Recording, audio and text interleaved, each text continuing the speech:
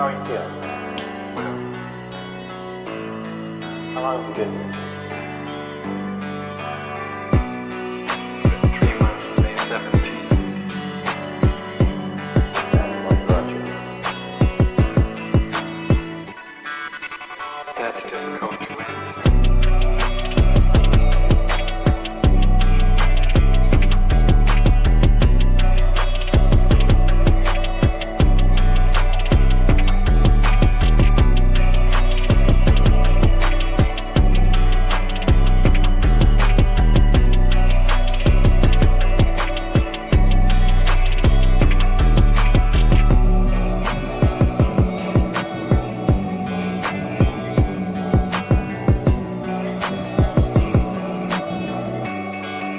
To give you some idea.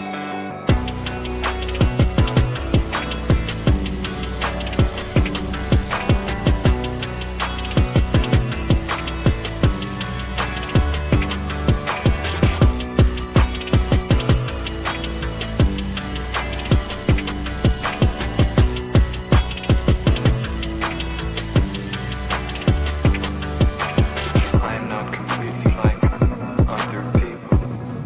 What do you mean by that? People dislike me because I am not completely like them.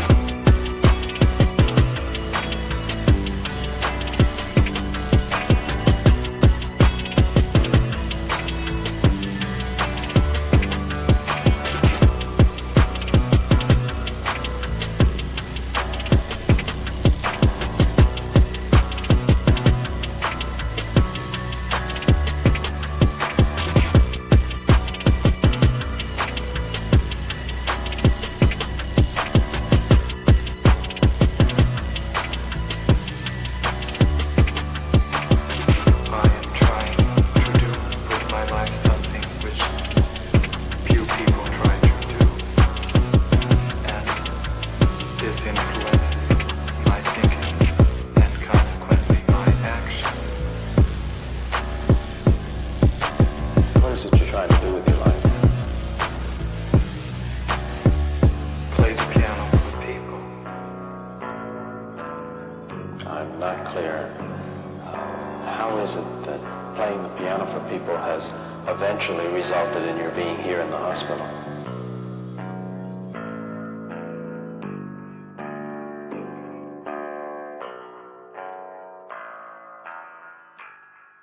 That's difficult to answer.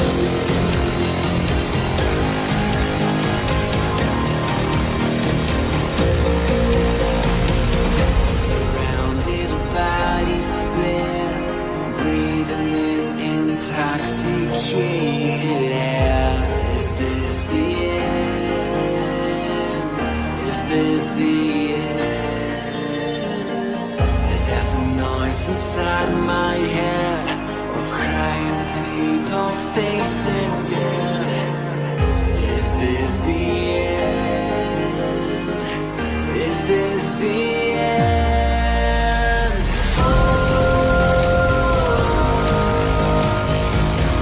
I'm burning in the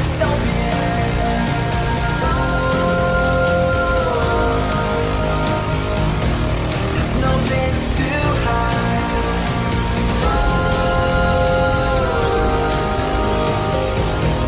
I'm burning in the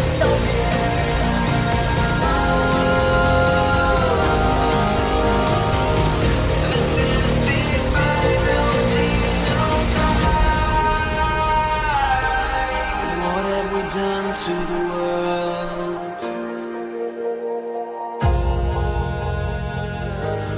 What have we done to the world?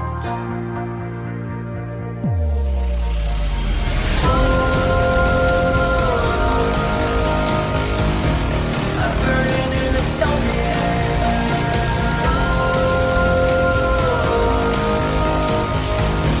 there's no place to hide.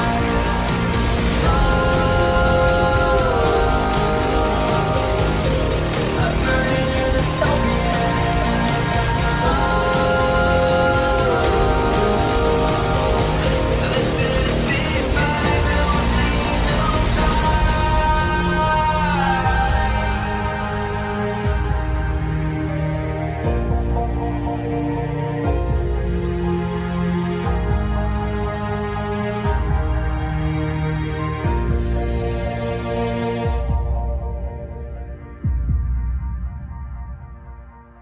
this is the final sweet dreams are made of these.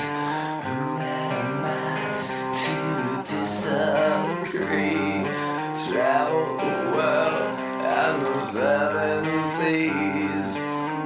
Everybody's looking for something. Some of them want to use you.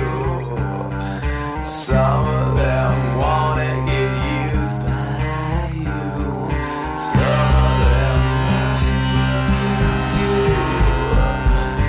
Some of them want to be out you.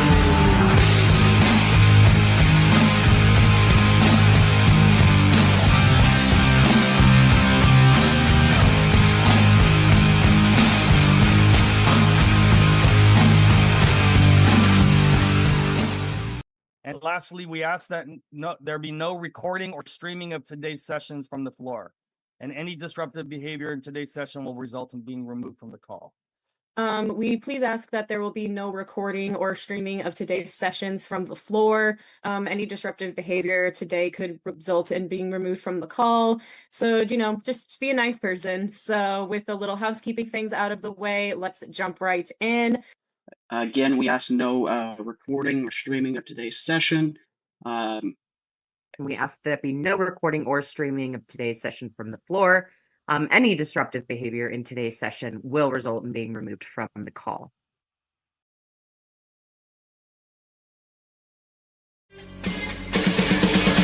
Won't anybody help us? What are we running for? When there's nowhere we can run to anymore. We can't afford to be innocent. Stand up and face the enemy. It's a do or die situation. We will be invincible. And with the power of conviction, there is no sacrifice. It's a do or die situation. We will be invincible. Who the fuck is Karlyn? She's just some sweet lady. She's like in a knitting. She does like a knitting stream. She's like a knitting YouTuber. She does knitting. Can we grow up a little bit and Alt not Girl be sent $200. retarded? Have you Please. seen the work of Karlyn Borysenko? Anti-commie cult leader and is obsessed with looking at what actual far-left communists are talking about and organizing today, infiltrating them. They infiltrated the universities, schools, media. She has the receipts to back it up. Primary source evidence. Infestation is dire and she calls Republicans idiots eating slop. Agree. Thank you for the big super chat. Yeah, oh, I know Karlyn B. She's solid. She's funny. I The like great her. noticer sent $200. Literally. So Not it's, Ian. it's not because Yeah. I haven't dangled my junk into the combat zone on purpose to get some camera footage, but that's the big part of what's the Is that problem. what you call reporting? Go and live under, if streaming? you're going to do it, Yeah, go seriously. undercover. Otherwise you're wearing a hunk of meat in a lion's den. Nick Shirley, I love you. Take care of yourself, man. Karlyn Borysenko went undercover. Do stuff like that. Like if you want to expose this thing, don't pariah, But please. Ian, here's and I agree with you to an extent.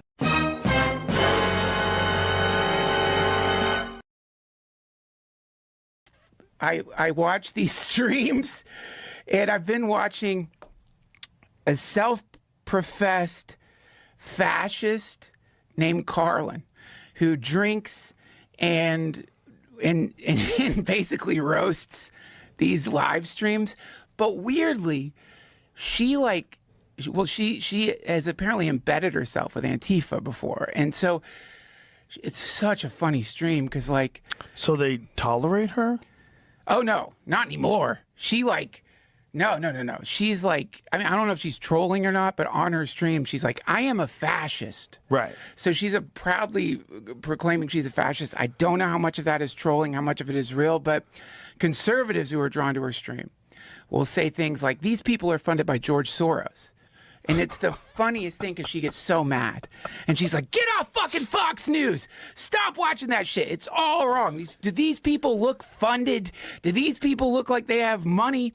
They're not funded. It's so, and I guess her bigger point is by saying these are funded agitators and not saying what they actually are, which is anti-capitalist revolutionaries, you dilute what's really happening. Because what's really happening, according to her, and I think a fair amount of people, is that the economy is so fucked. The middle class is diminishing so much. The cost of living is so high that this is the perfect soil you need if you wanted communism to grow anywhere.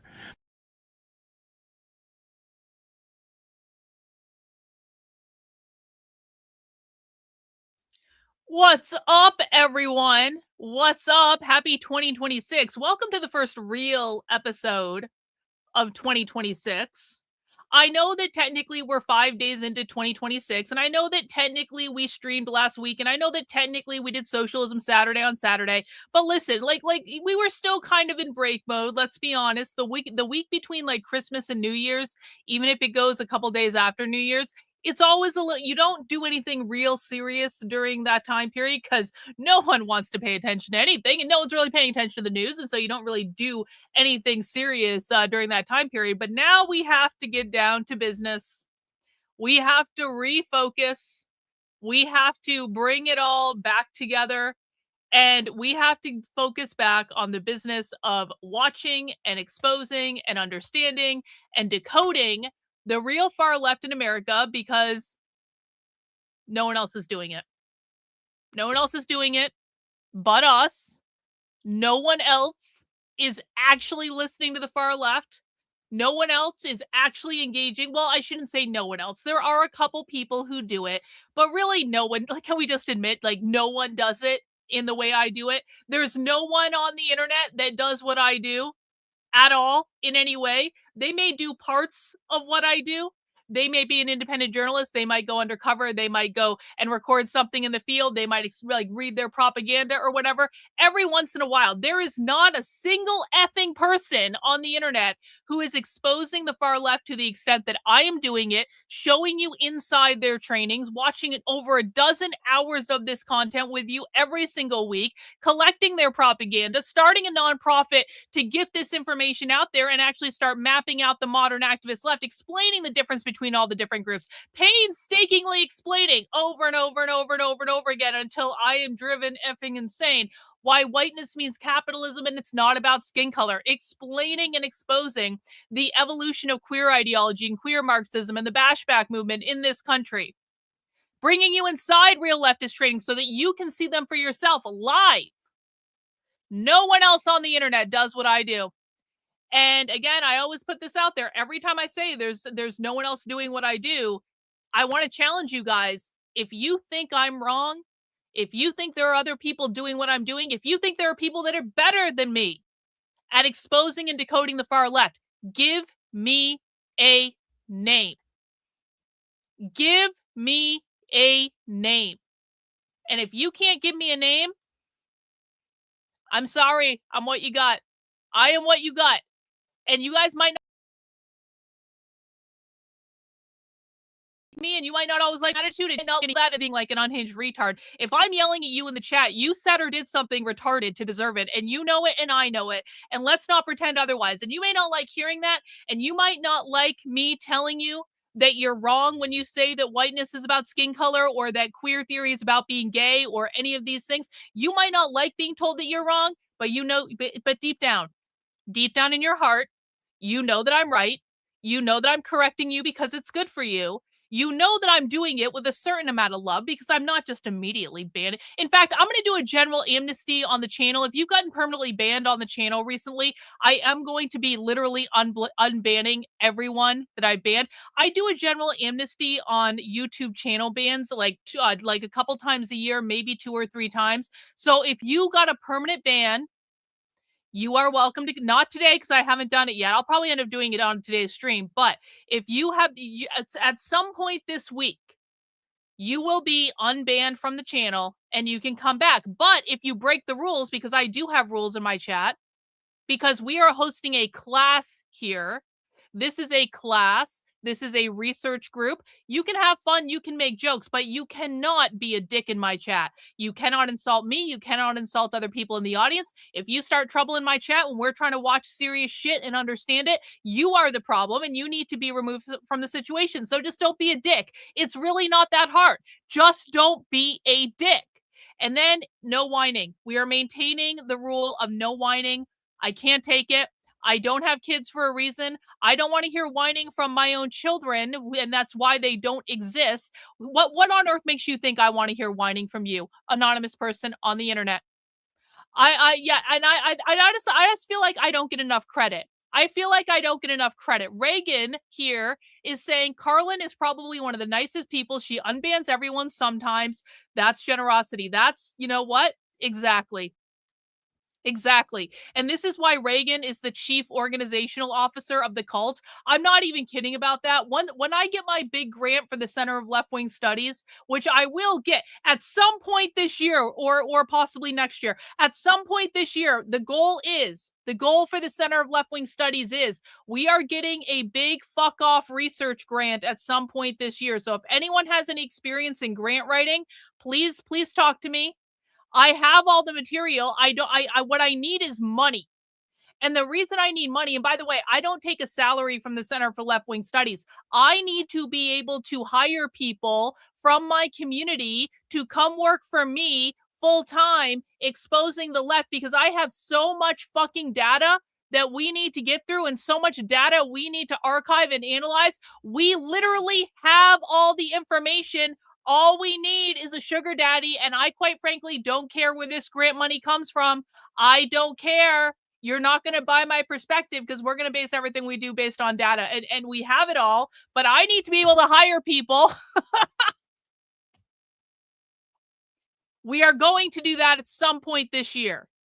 That needs to happen. The amount of money, the fact that the quartering got $15,000 to go to AmFest, and to do that debacle of a show from AmFest, which we watched the last couple weeks on Happy Hour, and $15,000 obviously isn't enough to hire people, and I know that. When I'm talking about a grant, I want like a $250,000 grant, or a $500,000 grant, or even better, $1 million grant. Can someone connect me with Elon Musk so he can if Elon Musk gives me as much money as he gives his baby mama?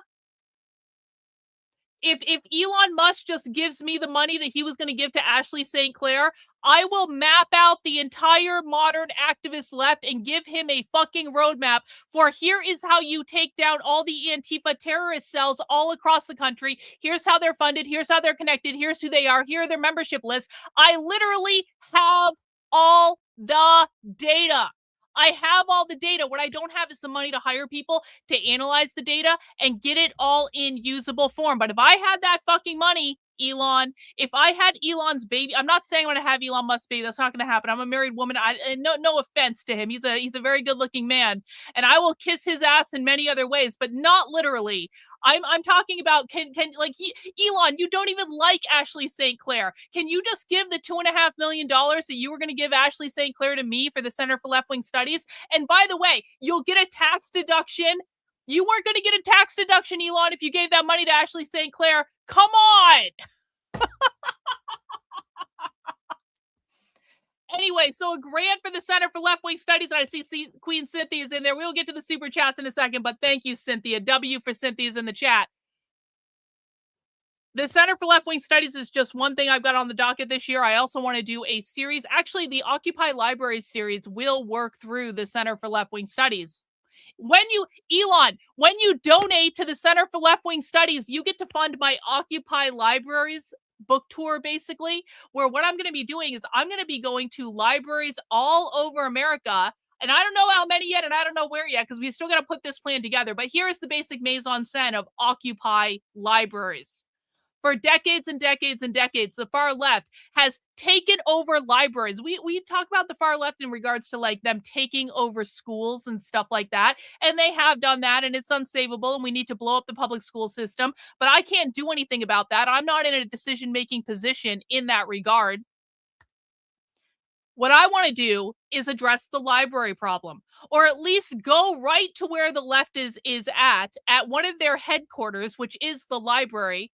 Look them in the eye, tell them I'm not taking your leftist bullshit anymore, and I'm not backing down, and you don't get to commandeer public taxpayer-funded spaces. Because the fact of the matter is one of the things we learned in the last year is that librarianship, the librarians have been completely co-opted by radical far-left ideology. This is why a couple years ago, the American Library Association elected a Marxist lesbian, a self-professed Marxist lesbian, to be the president of the American Library Association. That was the year that I went undercover at the Socialism Conference in Chicago, which is a 4-day gathering of 1,000 far-left radicals from all over the country.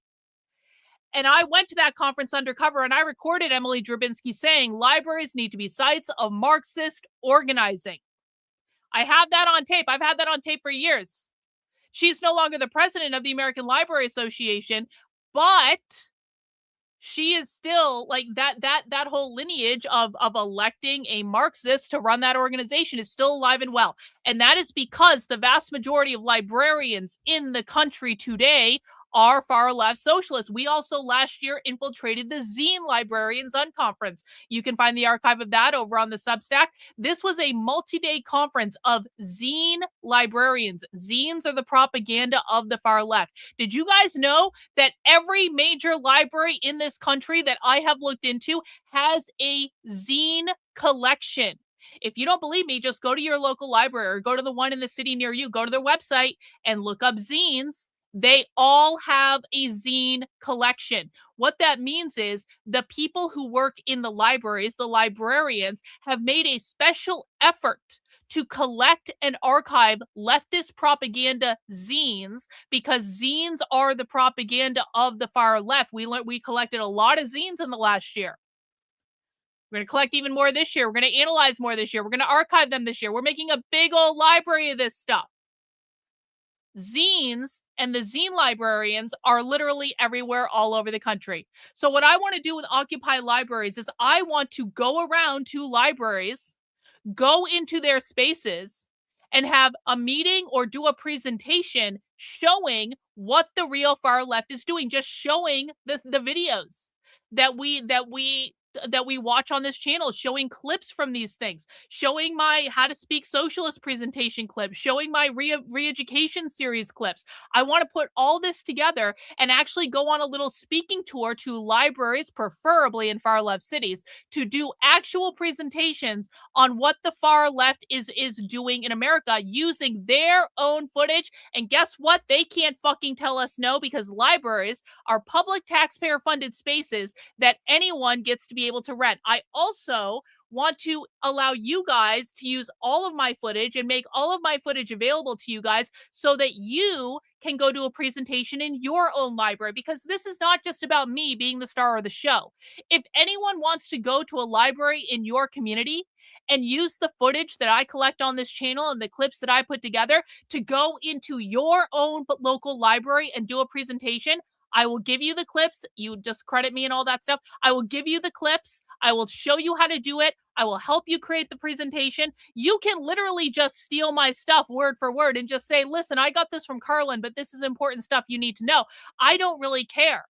I want to create as many people going into libraries as possible to do presentations just like I would. And guess what? That does require money because we got to pay for travel and stuff like that. That will all be funded through the Center for Left-Wing Studies. And that is another thing I want to do this year. And of course, we are still going to be maintaining the normal course of business with the streams when I'm not doing something else, but mostly Monday through Friday at 5 p.m. on this channel. We do Socialism Saturdays on Saturdays at 6 p.m.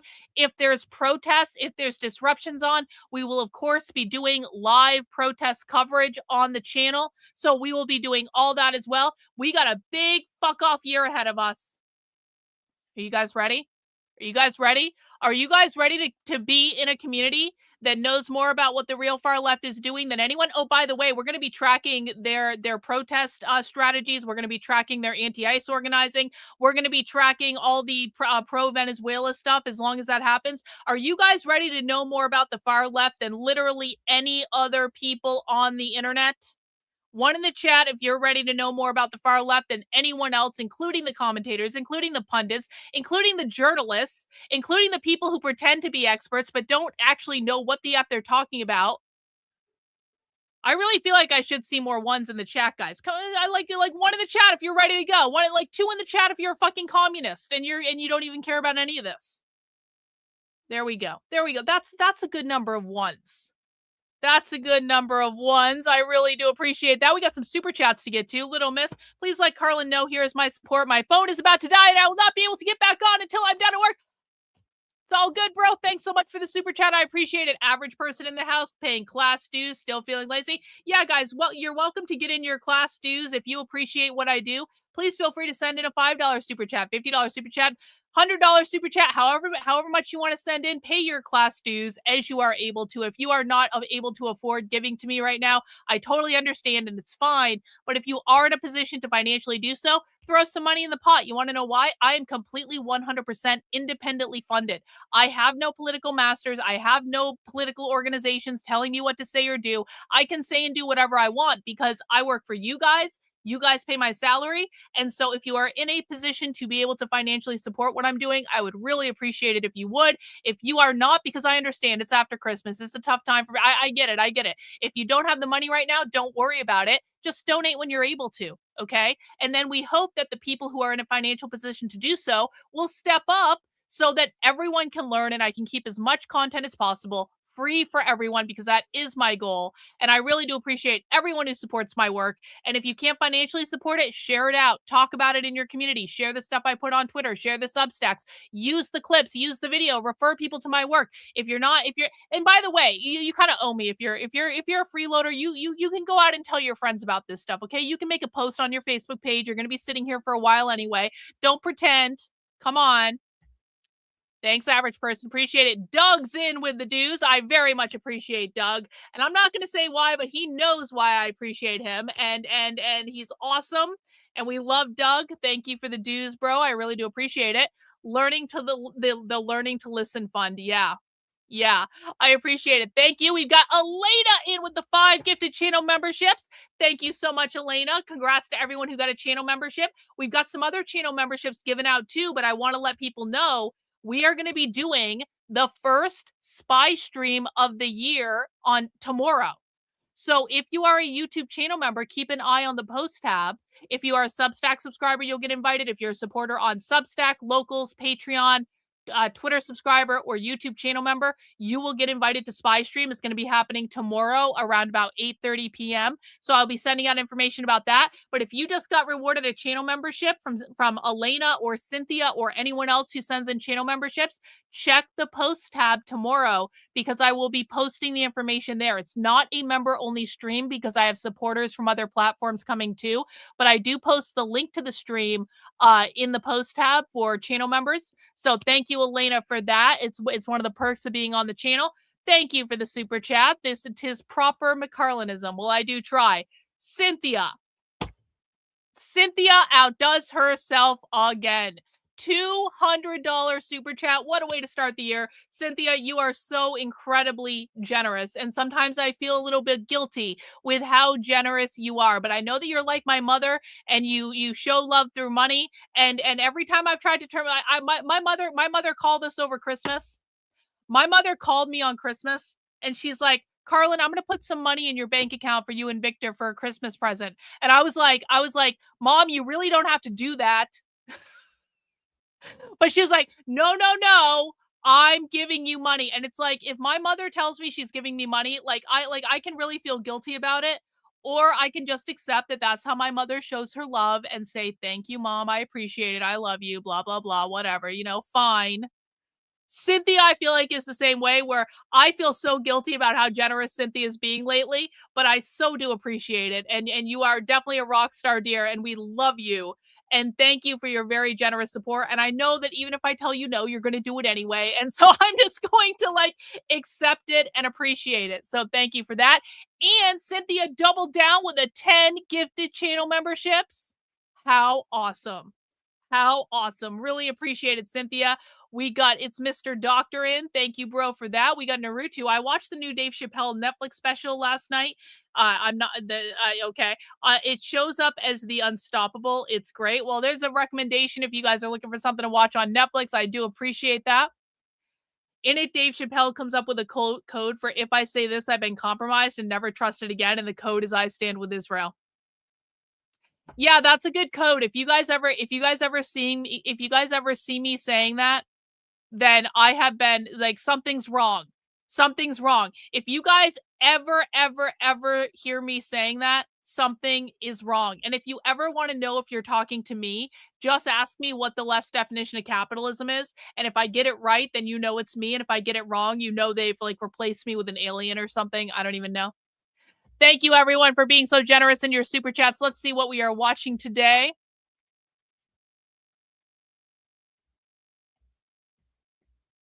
We are watching How Will Zoran Govern?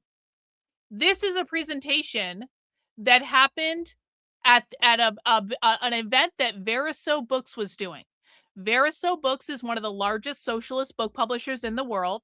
If you ever see a book published by Veriso Books, that is a far left socialist book because they only publish other socialists. And the socialist book publishers are a great place to look for content because the socialist book publishers regularly do presentations with the activists because guess what? It's the activists who are writing the books, explaining their ideas, explaining the philosophy, yada, yada, yada, yada, yada.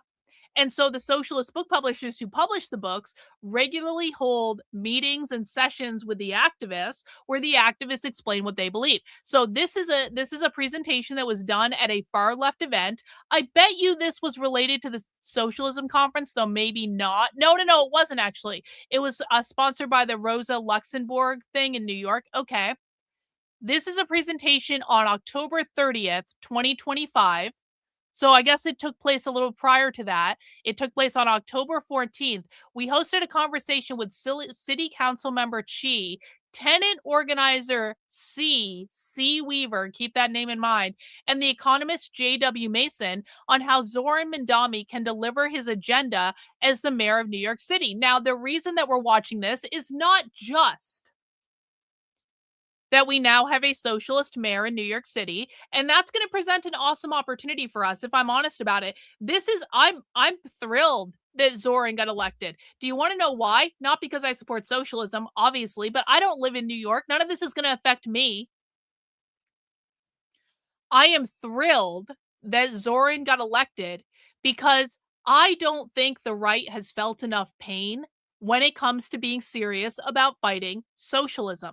I simply don't believe that they have felt enough pain. And I think that they need to feel more pain. And therefore, having a real life kind of like reality in which a socialist mayor is governing one of the largest cities in the country, and he has a team of socialist advisors.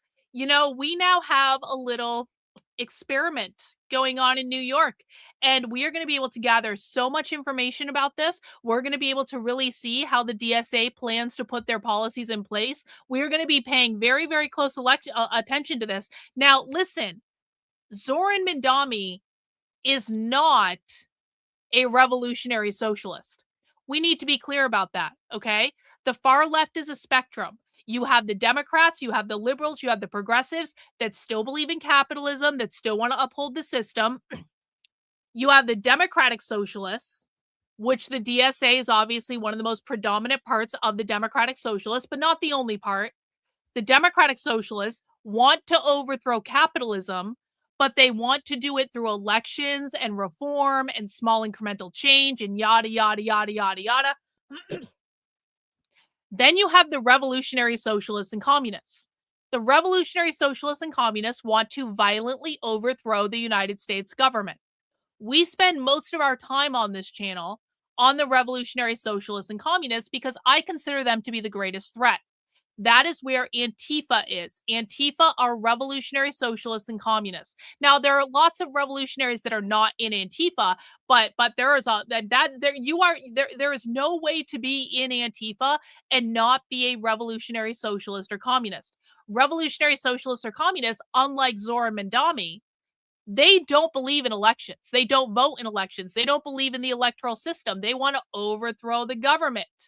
I'm literally explaining this right now. We have to shut up and listen. We have to shut up and listen. Zoran Mamdani is a democratic socialist who does ultimately want to overthrow capitalism, but he still participates in elections. He still believes in the electoral system. He wants to make small incremental reforms over time. So while the goal of the revolutionary socialists and the reformist DSA type socialists, the ultimate goal is the same. It is a post-capitalist society. And as a reminder, the left does not believe you can overthrow capitalism without abolishing the Constitution and overthrowing the government.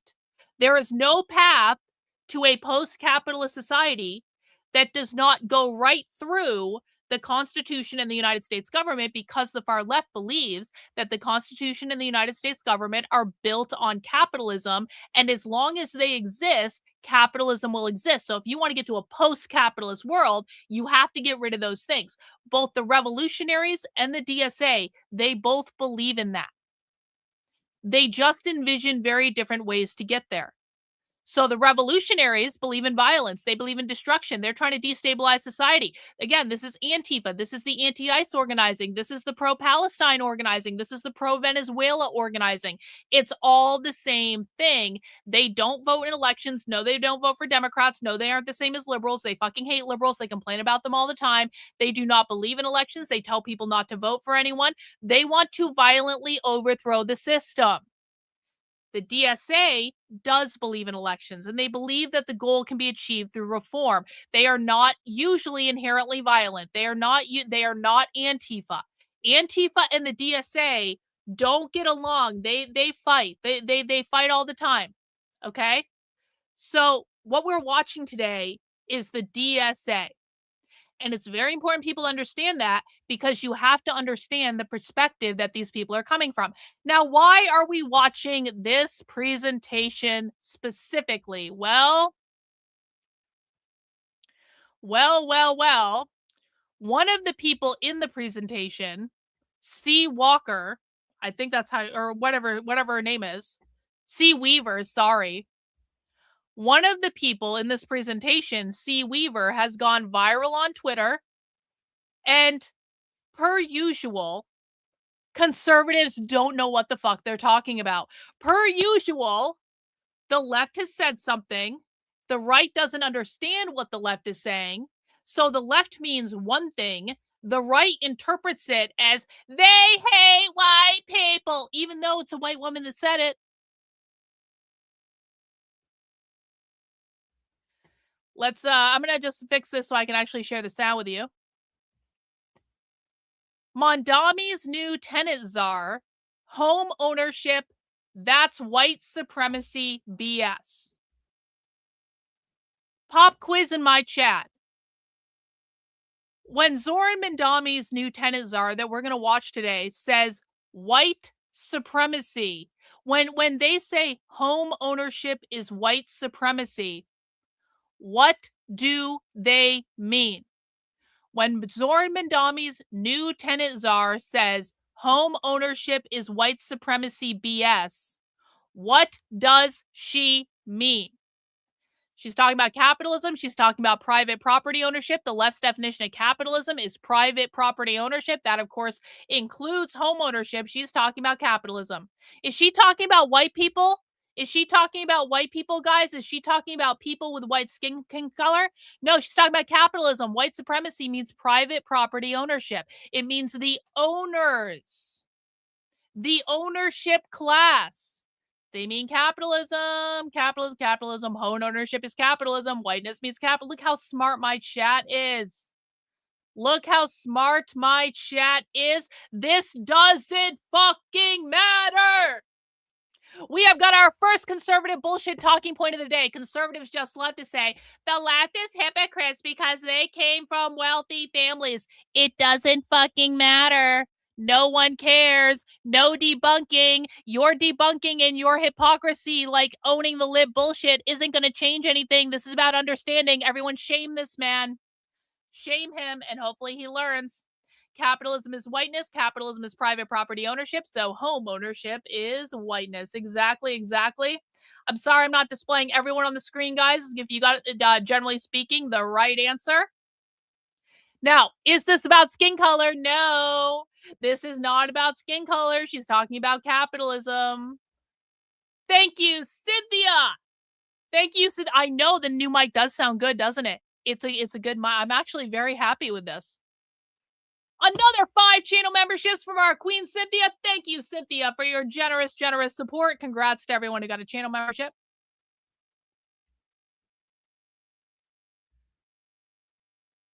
New York NYC's mayor Zohan Mamdani tapped C. Weaver, a hardcore DSA activist, and his ex-campaign advisor to run the Office to Protect Tenants. Think ramping up rent freezes and grilling landlords in public hearings. But in her own words, in her old tweets, private property, including any kind of especially home ownership, is a weapon of white supremacy masquerading as wealth building and public policy. The retards on the right think this is about skin color. It's not about skin color. When the left, listen, okay, there might be new people here. We have to be patient with new people. When the left says white supremacy, whiteness, racism, what they are talking about is not skin color. It is the system that upholds racism. They believe that capitalism is the system that upholds racism. Capitalism means private property ownership. That means bourgeois property, property that you can use to create private personal wealth that is not available to the public. People who have more personal wealth, more money, more property are on the top. They are the oppressors. They are the bourgeois. People who have less personal wealth, because they don't own homes, they don't own lands, etc., etc., etc., they are on the bottom. They are the oppressed. They are the proletariat. This is the hierarchy that capitalism creates based on private property ownership, where some people have stuff and some people don't. Okay? So what the left wants to do in order to achieve equity, which is about abolishing the hierarchy, is they want to eliminate private property ownership because they believe capitalism, private property ownership, is the root of every problem in this country. And specifically when it comes to race, They believe that whoever owns property is considered white because capitalism created the system of racism. The system of racism is slavery, in which white people, and by white they didn't mean skin color, they mean the ownership class. They literally say the people who did not work in the sun. The term whiteness comes from people who did not work in the sun. Larry Elder, under this ideology, is considered to be white. And actually, let's just go the extra mile and let's show some videos. Hang on. Let's show the Cheryl Harris videos. Is this where I have the Cheryl Harris videos? Nope, that's not the right thing. I'll show this too, though. Hang on. We want to get the Cheryl Harris videos because Cheryl Harris wrote a paper titled Whiteness as Property. Boom, found it. Cheryl, this is super quick, but for people who are new, this is really important for you to hear and understand. When the left says whiteness, they are not referring to skin color, they're referring to the ownership class. And they very literally believe that whiteness and capitalism and racism is intimately connected. They believe that capitalism created racism. Actually, before I show you that, let me show you these things. Hang on. This is from an article I wrote over on my Substack, Why Whiteness Means Capitalism. You can find it in Re-Education number 7.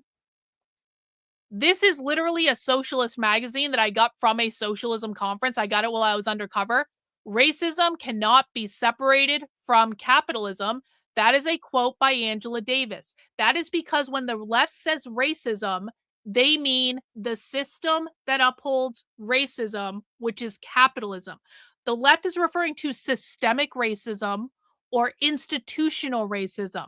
The system that upholds racism, the institution that upholds racism, it's not about skin color, it's about ownership. It is about capitalism. And if you think that that's not enough, here's the actual title of a book. What is anti-racism and why it means anti-capitalism? That's an actual book by a far-left author from a far-left book publisher explaining this concept explicitly and in depth. You do not have racism without capitalism. You cannot destroy racism without overthrowing capitalism. And I have so much stuff like this, it will literally make your head spin, okay? I have mountains of clips that say the same thing. I have evidence that I've recorded at their events saying the same thing. I have their zines saying the same thing. The left is incredibly consistent on this issue. They do not mean skin color, they mean capitalism. And yes, they all know that. I hear from people all the time saying, Karlyn, does the left really understand that whiteness means capitalism? And I have to say to them very bluntly, the left all understands this. We listen to them say it all the time. We see them present it. They write papers about it. They do whole things about it. Like, they talk about this all the time. It is the right who does not understand this. And because the right does not understand this, they assume people on the left don't understand it when the left absolutely understands it, and we hear them say it all the time. Let's watch those Cheryl Harris videos. Get this back up so I can actually see it. Cheryl Harris, in 1993, wrote a seminal paper called Whiteness as Property. This is one of the most famous papers in critical race theory. 20 years after Cheryl Harris wrote this paper, there was a retrospective about the paper at UCLA Law School. This was in 2014, okay? Before most of you had ever heard of critical race theory or have any idea what it is. And I'm going to play you 4 short clips from what Cheryl Harris said. And if you want to go back and watch the full stream, you always can. These are not taken out of context. I just have to make them short so that people actually watch them. But if you want the full stream, that is available to you in this article. You can find it on my Substack. You can look it up yourself. That is the literal thumbnail from the stream. It is on YouTube. You can go watch it for yourself. You never have to take my word for it. Listen to what Cheryl Harris said at this event. Whiteness is not a skin color or even a racial type. It is a social relation constructed on exclusion, structural privilege, and its valorization. Whiteness is not a skin color or even a racial type. It is a social relation constructed on exclusion, structural privilege, and its valorization.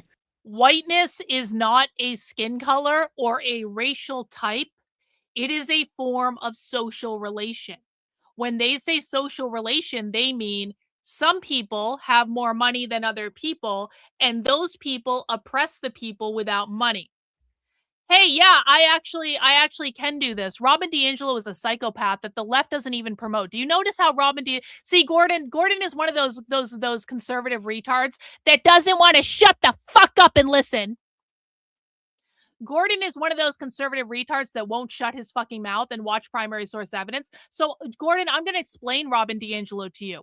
Robin DiAngelo got accidentally famous for a book called White Fragility, which I have read on this channel. I bet you haven't even read it, Gordon. I've watched Robin multiple times. Do you see Robin DiAngelo being paraded around by the left anymore? Gordon, when was the last time you saw Robin DiAngelo? Because I'm going to say it was in 2020, which was 5 fucking years ago. Do you want to know why the last time you saw Robin DiAngelo was 5 years ago? Because Robin DiAngelo, who, by the way, isn't even a socialist, she's a progressive. Robin DiAngelo was running around the country going, I hate white people. I don't like white people. I don't like white people. She was actually talking about skin color because Robin DiAngelo is a racist. Robin DiAngelo does not like black people. If you read the book White Fragility, which I have read, and I'm sure you haven't, and you read her follow-up book to that, you will see very clearly that Robin DiAngelo doesn't like black people. Robin DiAngelo, who again is not a communist, not a socialist. If you think she is, you're not as smart as you fucking think you are. She is a progressive that got accidentally famous because the book landed at the right time, but the left stopped promoting her almost immediately because she was saying the wrong things. That is why you have barely heard of Robin DiAngelo since 2020. Robin DiAngelo was a tool for them to use at a time when they needed that tool. And then as soon as she got too problematic for them, they discarded her. They don't even talk about her. No one on the left talks about that book. Again, this is an issue of the right doesn't listen to the left. Therefore, the right doesn't know what the fuck is going on. Therefore, the right is just taking clickbait content that sounds really good. But is Robin DiAngelo representative of the real far left? No. No. No. Hey, Gordon, can you name any other critical race theorist on the far left? Not Ibram X. Kendi, because he got removed from the activist order too. Ibram X. Kendi got just as problematic. And as soon as he did, because that's how the left works. There are no people that cannot be removed from the left. There are no people, no activists that can't be just plucked right out of the leftist ecosystem and thrown away because they are a cog in a machine. The left is a collectivist ecosystem. You are only as good as the contribution you are making right now. And if you're not working as a good little cog in the machine and doing what they want you to do, they will pluck you right out and throw you away. And that is how it works. Robin DiAngelo was not in line with what the majority of the far left believes. She was not advancing the right talking points. So she was. And that's why you haven't heard from her in 5 years. Ibram X. Kendi started to become problematic. So he was. That's why he had to leave Boston University and give up his research center. So do you have anyone else, Gordon? Or is that the only person on the left you've ever heard of because you don't actually listen to the real far left? Oh, wait, you don't have anyone else? Hey, how about you shut the fuck up and listen to the clips I'm trying to play to educate you on something you don't know? Probably aren't smart enough to understand, but I guess we'll see. Look, we got another 5 channel memberships from Cynthia. Thank you, Cynthia, for that. We've got a Karlyn was right tip jar from Average Person. I do appreciate that. One more time on this one, then we're going to move on to the other clips. Whiteness is not a skin color or even a racial type. It is a social relation constructed on exclusion, structural privilege, and its valorization. So we've heard Cheryl Harris say directly, whiteness is not a skin color. or even a racial type. Let's move on. Let's move on. Secondly, post-racialism's commitment to protect some value in whiteness, however relative, what Derek Bell called the promise not to be the face at the bottom of the well, it coexists with expanding whiteness to encompass non-whites. And I think Chuck was alluding to this a little bit yesterday. Post-racial whiteness is conditionally available to persons of any racial group, even some blacks. Post-racial whiteness is available to someone of all racial groups, including some blacks. Again, she is saying, the person who literally developed this concept is saying, this is not about skin color. Black people can be considered white too. Listen again. Secondly, post-racialism's commitment to protect some value in whiteness, however relative, what Derek Bell called the promise not to be the face at the bottom of the well, it coexists with expanding whiteness to encompass non-whites. And I think Chuck was alluding to this a little bit yesterday. Post-racial whiteness is conditionally available to persons of any racial group, even some blacks. Yeah, this is correct. Under the left's ideology, Kanye West is white, because Kanye West is engaging in whiteness. There was an article about Larry Elder in the Los Angeles Times years ago that called Larry Elder the black face of white supremacy. There were articles in the Washington Post and NPR about multiracial whiteness. They talk about this all the time. It's not about skin color. If you are part of the bourgeois, part of the oppressor class, if you are going along with the so-called fascists, you are considered white by this ideology. Let's continue. Post-racialism privileges self-designation. You are what you say you are. And post-racialism conceptualizes racial identity as private property on which the state cannot infringe. Post-racialism conceptualizes race as private property. What did I say at the beginning? Whiteness means capitalism. Whiteness means private property ownership. When Zohan Mamdani's tenant czar is talking about how home ownership is white supremacy, she's talking about it being a form of capitalism. Listen again. Post-racialism privileges self-designation. You are what you say you are. And post-racialism conceptualizes racial identity as private property on which the state cannot infringe. It conceptualizes race as private property. This finally made me understand what that University of Minnesota, who was talking about the whiteness pandemic, it's not race like the GOP politicians are enraged about. That is exactly right. And the problem is, every time one of those GOP politicians writes a law banning discrimination, they think they're stopping this ideology, but they're not, because this ideology has nothing to do with skin color. So literally every single anti-CRT bill in schools, they don't actually ban critical race theory. They ban discrimination based on skin color or discriminating against white people. This is not about white people. So it literally doesn't ban the thing that the conservative politicians are claiming it bans, because the conservatives don't know what the left is saying. One more clip on this. Listen. Rather than mobilizing a sense of linked fate that dismantling racial hierarchy is joined with addressing the problem of capitalism, these projects are placed in opposition, and the challenge to white entitlement or white privilege is then recast as an elitist, anti-populist project. So when they say skin, they don't say that. The far left doesn't say skin folk. That's something the right says, not the left.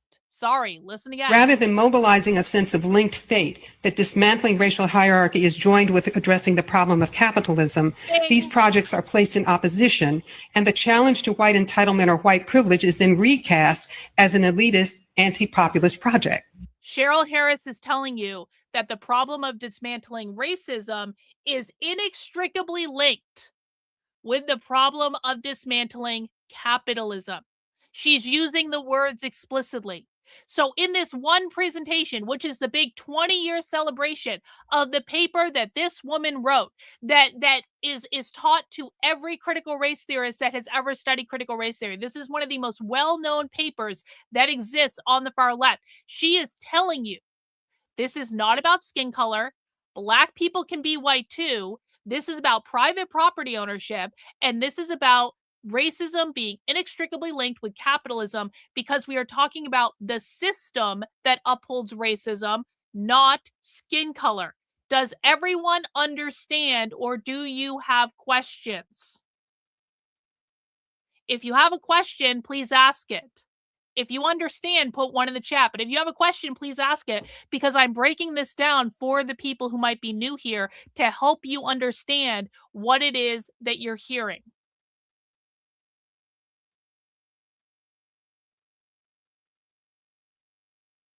Okay. Looks like we got it. Looks like we got it.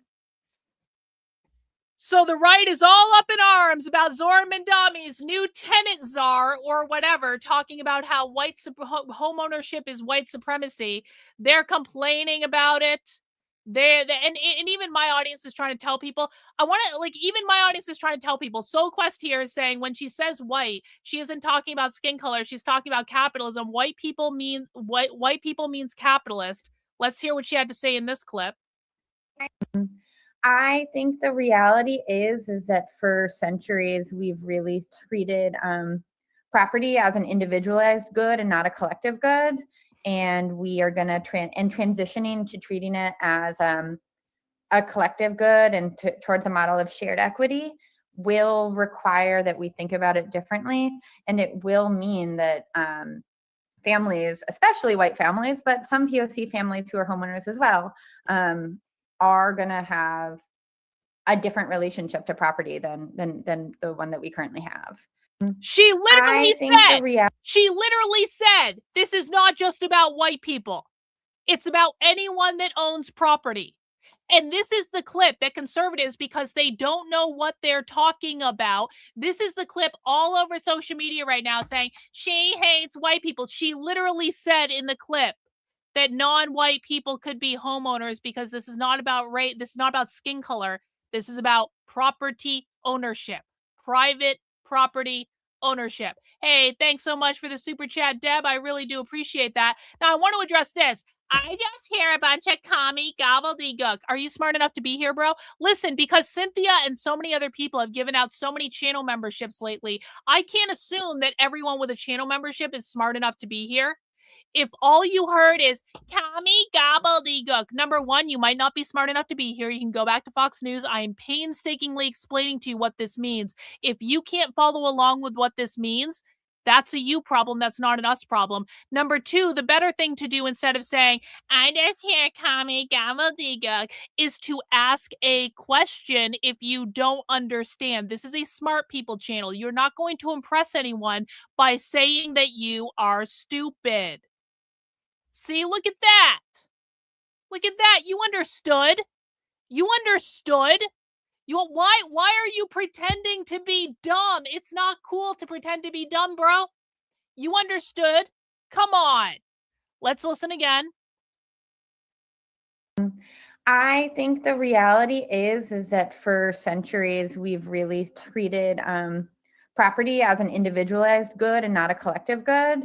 When they say that, individualism and meritocracy are two things the left is opposed to, because individualism and meritocracy uphold capitalism. You cannot have capitalism, private property ownership, without individualism, because individualism means some people are going to have more stuff than others. Meritocracy, the same thing. Not that the right believes in meritocracy, because the right absolutely does not believe in meritocracy. They have all their own other problems. We'll talk about that another day. But individualism and meritocracy uphold an uneven distribution of resources. So when she's saying that property ownership is about individualism for far too long and we need to make it towards collectivism, what she is saying is we want to abolish private property ownership and make housing available to everyone. That means free housing, sure, but you don't own anything. You don't own the house. They own the house. And we are going to transitioning to treating it as a collective good and towards a model of shared equity will require that we think about it differently. And a model of shared equity means eliminating property ownership so everyone is on an equal level. That's what she means. We are taking people with homes, we are redistributing the wealth so that everyone has access to all the resources. will mean that families, especially white families, but some POC families who are homeowners as well. This is not about skin color. This is about home ownership. Home ownership. And guys, just factually, a larger percentage of white people own homes than the percentage of black people. That's what this is. She's saying this is about property ownership. If a black person owns a house, she's still going to take that house away. If it, like, just as much as she would take a white person's house away, because it's not about skin color. Skin color is not the thing that they're putting at the top. Property ownership is the thing that they're putting at the top. And then she's just factually saying more white people. We have more houses to take away from white people than we have to take away from black people. That is just a fact. That does not mean she hates white people. That does not mean she's talking about white people. She's talking about property ownership. Are going to have a different relationship to property than the one that we currently have. One more time. I think the reality is that for centuries we've really treated property as an individualized good and not a collective good, and we are going to transitioning to treating it as a collective good and towards a model of shared equity will require that we think about it differently, and it will mean that families, especially white families, but some POC families who are homeowners as well, are going to have a different relationship to property than the one that we currently have. I think the reality... Does everyone understand? One in the chat if you understand that she is saying this is about property ownership and not about skin color. 2 in the chat if you do not understand that and you need to go somewhere else. Or ask a question. You're allowed to ask a question too. 1 in the chat if you understand that she's saying that this is about property ownership. 2 in the chat if you don't understand and you need to ask a question or leave, whichever. Cool. Lots of 1s in the chat. Now, let's see how the conservative influencer sphere interpreted this. Breaking. New Yorkers are shocked after footage goes viral of NYC Mayor Zohan Mamdani's tenant director stating that white people will be heavily impacted after they transition property as an individual good to collective good. So notice they didn't say that literally black people were mentioned in this too. Literally anyone who owned property is the target of this. Literally this has nothing to do with skin color. Does the conservative bullshit narrative sphere know this at all? No. No. And this is why so many people on the right have been completely misinformed by their influencers, by their pundits, by their commentators, by the people that they trust to tell them the truth. But when you actually listen to the left and you understand the language and you understand what they're doing, it is so obvious that this is not about white people at all. This is about abolishing the system of capitalism. This is not the only angle they take on capitalism, but it is one of the major angles that they take. Do the GOP know and they just want to rile people up over race? I honestly don't know. I really don't know. I think there are some people that know, but I think mostly they believe their own bullshit. And so it's like, and they don't want to listen. Honestly, they also just don't want to listen. But maybe they will this year. Maybe they will. Maybe they will.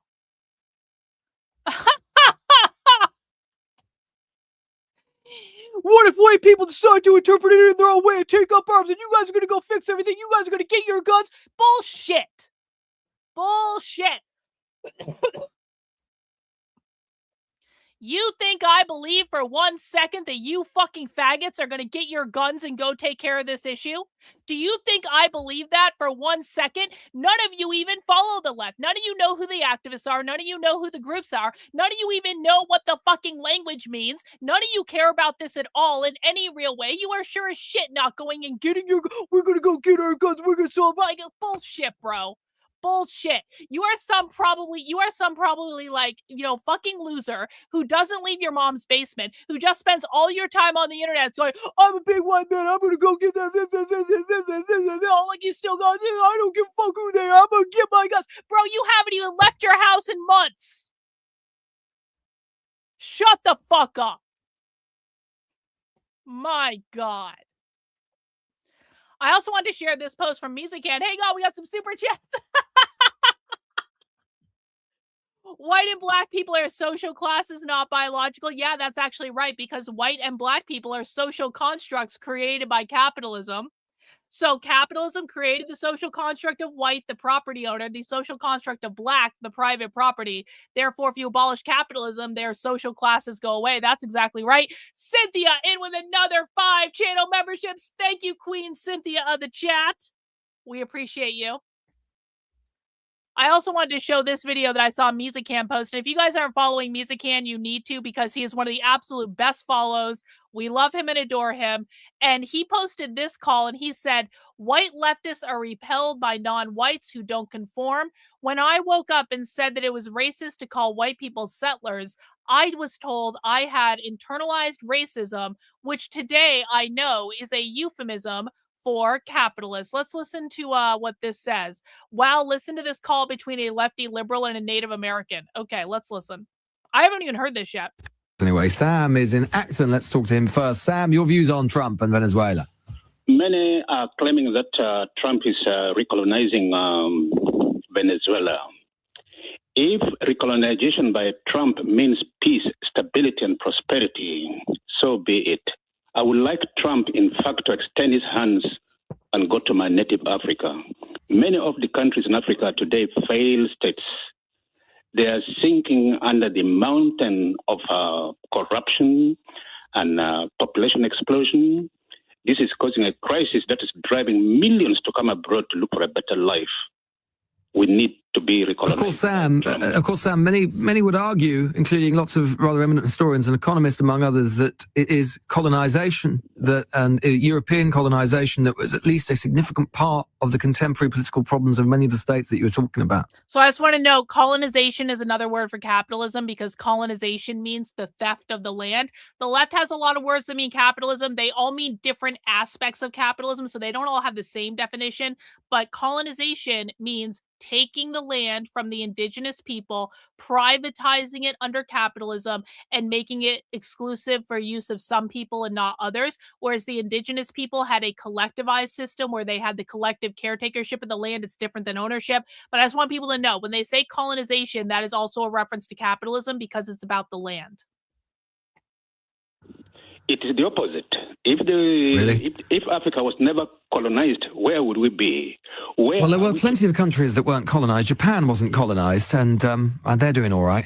Well, they're doing all right, but not Africa. Right. Well, there are countries which were colonized that are doing well, and some that weren't and aren't. So I'm not sure. Sorry to interrupt you. I'm talking from personal experience. Yes, I was there when the British were there. I mean, America quite literally had a colony in the United States, in Africa, called Liberia, which has had plenty of problems. So I'm not necessarily sure that recolonization will do terribly well. What has happened since the American and the British left Africa? In chaos. Right. Okay. Well, Sam, it's a view, and grateful for it. Let's turn now to. So the point of that clip is you've got like you got a fucking African here saying, hey, actually things were like better when there were white people around. And basically you got this African that's being shamed because he doesn't hold the correct views. Hey, Jim, are you smart enough to be here? Do you know what's going on? Do you think we're socialists, Jim? Do you think we're communists? Jim, do you want to read the description on the video you're watching and, maybe do some research before you run your mouth on the internet? God, I'm going to have to silence a lot of like retards this year. In fact, hang on. In fact, hey, I need to find this. Oh no. One sec. I've got a video I'm going to be adding to the channel. And it's perfect. And it's everything. Your top lip and connect it to your bottom lip, you will shut the fuck up. Sometimes shutting the fuck up is the best thing you can do. Again. And we'll watch that again. If you take your top lip and connect it to your bottom lip, you will shut the fuck up. Sometimes shutting the fuck up is the best thing you can do. Yeah. I'm going to put that clip on the channel so I can say it on I can play it on demand, because if I'm going to be granting a general amnesty to everyone I banned on the YouTube channel, we're going to need that clip, and we're going to need it a lot. Okay, we're going to need it a lot. Yeah, we'll create like a ranking system at some point, like with a certain level of like retardation, you get on a scoreboard or something like that. We'll yeah, this needs to be rule number 6. We'll see. We'll see. Their end goal is to abolish capitalism. That means abolish the Constitution, abolish the United States government, create a post-capitalist society where everyone has access to all the resources and you will own nothing and you will be happy. That is the end goal. Welcome to the channel. You want to check out what you want to do. What you want to do is go over to my Substack. If you're new to the channel, go to my Substack and definitely watch my interview with Harrison Smith that I did several weeks ago. But go to the new to my work, start here section. And what I want you to do is scroll down and watch this introductory training. It's called Re-Education, an Anti-Communist Introduction to the Far Left. That will get you up to speed very quickly on the basic questions that you have. It's totally free. It's available on the Substack. It's on the YouTube channel. It's on the Rumble channel. Wherever you wanna get it, you can watch it. But this is your place where you can find that base level information. And if you want to support the work I'm doing while you're over there, please sign up on the Substack for $8 a month, $80 a year, because I'm 100% funded by you guys. All right, let's now that we have that very long preface, and I'm losing my voice, we're going to get into the presentation. Guys, we are watching a full conference presentation from a bunch of socialists, but particularly that woman, the tenants' rights lady that went viral on Twitter today, and they're going to be talking about how will Zohan Mamdani govern. So you're going to hear directly from the left. You don't have to take my word for it. We're going to watch it together. I'm going to break down the presentation. For people who got here a little bit late, Mizagan, Verso is a far-left socialist book publisher. They only publish far-left socialist books. This is at a far-left socialist Marxist event because it was sponsored by the socialists. So we are hearing directly from them. And I want you guys to keep in mind, they're talking to a room full of leftists. They're not lying. They're not putting on a show for the internet. These people are talking to a room full of their friends. They are sharing their idea with their comrades, okay? So what they say in this is what they believe. What they say in this is reflective of their organizing. We are like a fly on the wall watching a leftist presentation. So that's the perspective we need to have. If you have questions, put them in the chat, and I or someone in the chat will answer them as we make our way through the presentation. Mount the like button if you would be so kind, and let's get this party started. Hi. Thank you so much for being here this evening. Thank you especially to Verso for hosting us and to Rosa Luxemburg Stiftung for sponsoring the event. My name is Gemma. I'm the associate editor at Dissent.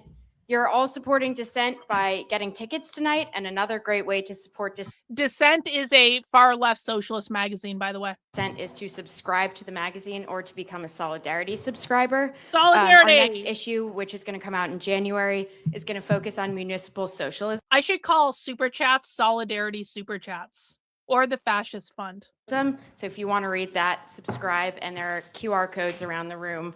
There are also copies of our current issue on the coffee table over there, so everyone should pick one up if you haven't already. So the way this conversation is going to go, I have some questions for our stellar panelists, and then I think there should be some time at the end for audience questions. And then after that, we can stay and hang out for a bit. And RLS and Verso have generously provided food and drinks, so thank you to them. And so without further ado, I would like to introduce our panelists. Chio Say is the council member for New York City's 36th district, representing Bed-Stuy and North Crown Heights. He entered politics as an organizer and prominent figure in the Black Lives Matter movement. At 23 years old, Osei was elected in 2021 as the youngest member of this council and its only Gen Z member. Last year, he passed the Fairness in Apartment Rental Expenses, or FAIR Act. He is a leader in New York City progressive politics and is at the forefront of new media and communications. Sia Weaver is the executive director of Housing Justice for All and the New York State Tenant Block, sibling organizations that work together to strengthen tenant organization, advocate pro-tenant legislation, and elect tenants and their allies to public office in New York. She has worked as an organizer, a researcher, and campaign strategist in New York housing policy for over a decade, running and winning campaigns to expand rent control, pass good cause eviction, and invest in affordable housing. She is an advisor on housing policy to Zohan Mamdani. And then finally, Josh Mason is an associate professor of economics at John Jay College at the City University of New York. He helps lead John Jay's master's programs in heterodox economics. He is a senior fellow at the Groundwork Collaborative, and his book, Against Money, co-authored with Arjun Jayadev, will be published by the University of Chicago Press in 2026. In July, he wrote for Dissent about how Zohan can govern, which was sort of the inspiration for this panel. So thank you all so much for participating.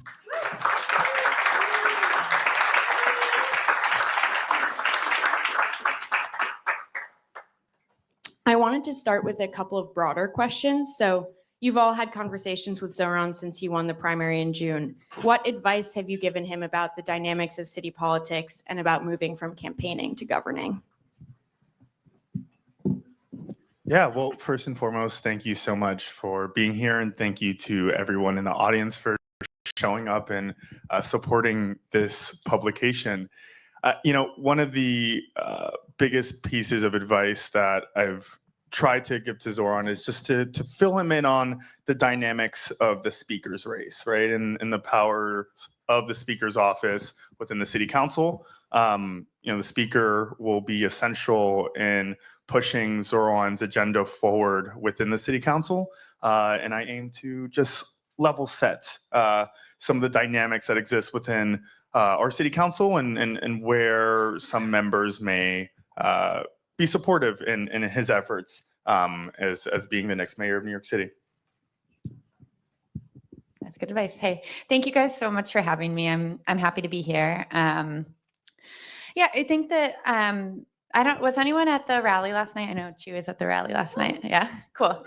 One person was at the rally last night. You and many other people. By the way, I don't know if they're going to bring this up, but I just want to mention this. The tenant rights groups, and there are so many tenant rights groups. It is actually insane how many tenant rights groups there are. The tenant rights groups is one of the primary places they are doing the anti-ICE organizing. So what happens is, in doing the anti-ICE organizing, where they're getting all these community groups together to warn people when ICE is in the neighborhood, to blow whistles when ICE is in the neighborhood, to put out alerts that ICE is around and is trying to deport people, the main place they're doing that to get these little community groups up and running are the tenant rights groups. So you have to consider tenant rights organizing and anti-ICE organizing to be almost inextricably linked at this point.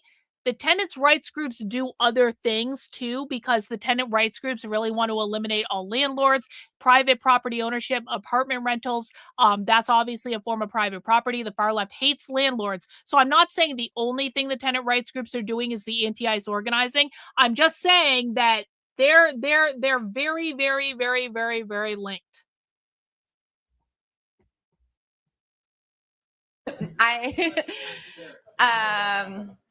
So I think one of the things that you've seen Zohan say and say again and again and again, that we are trying to move from a left that is just critiquing to a left that is committed to delivering for working people.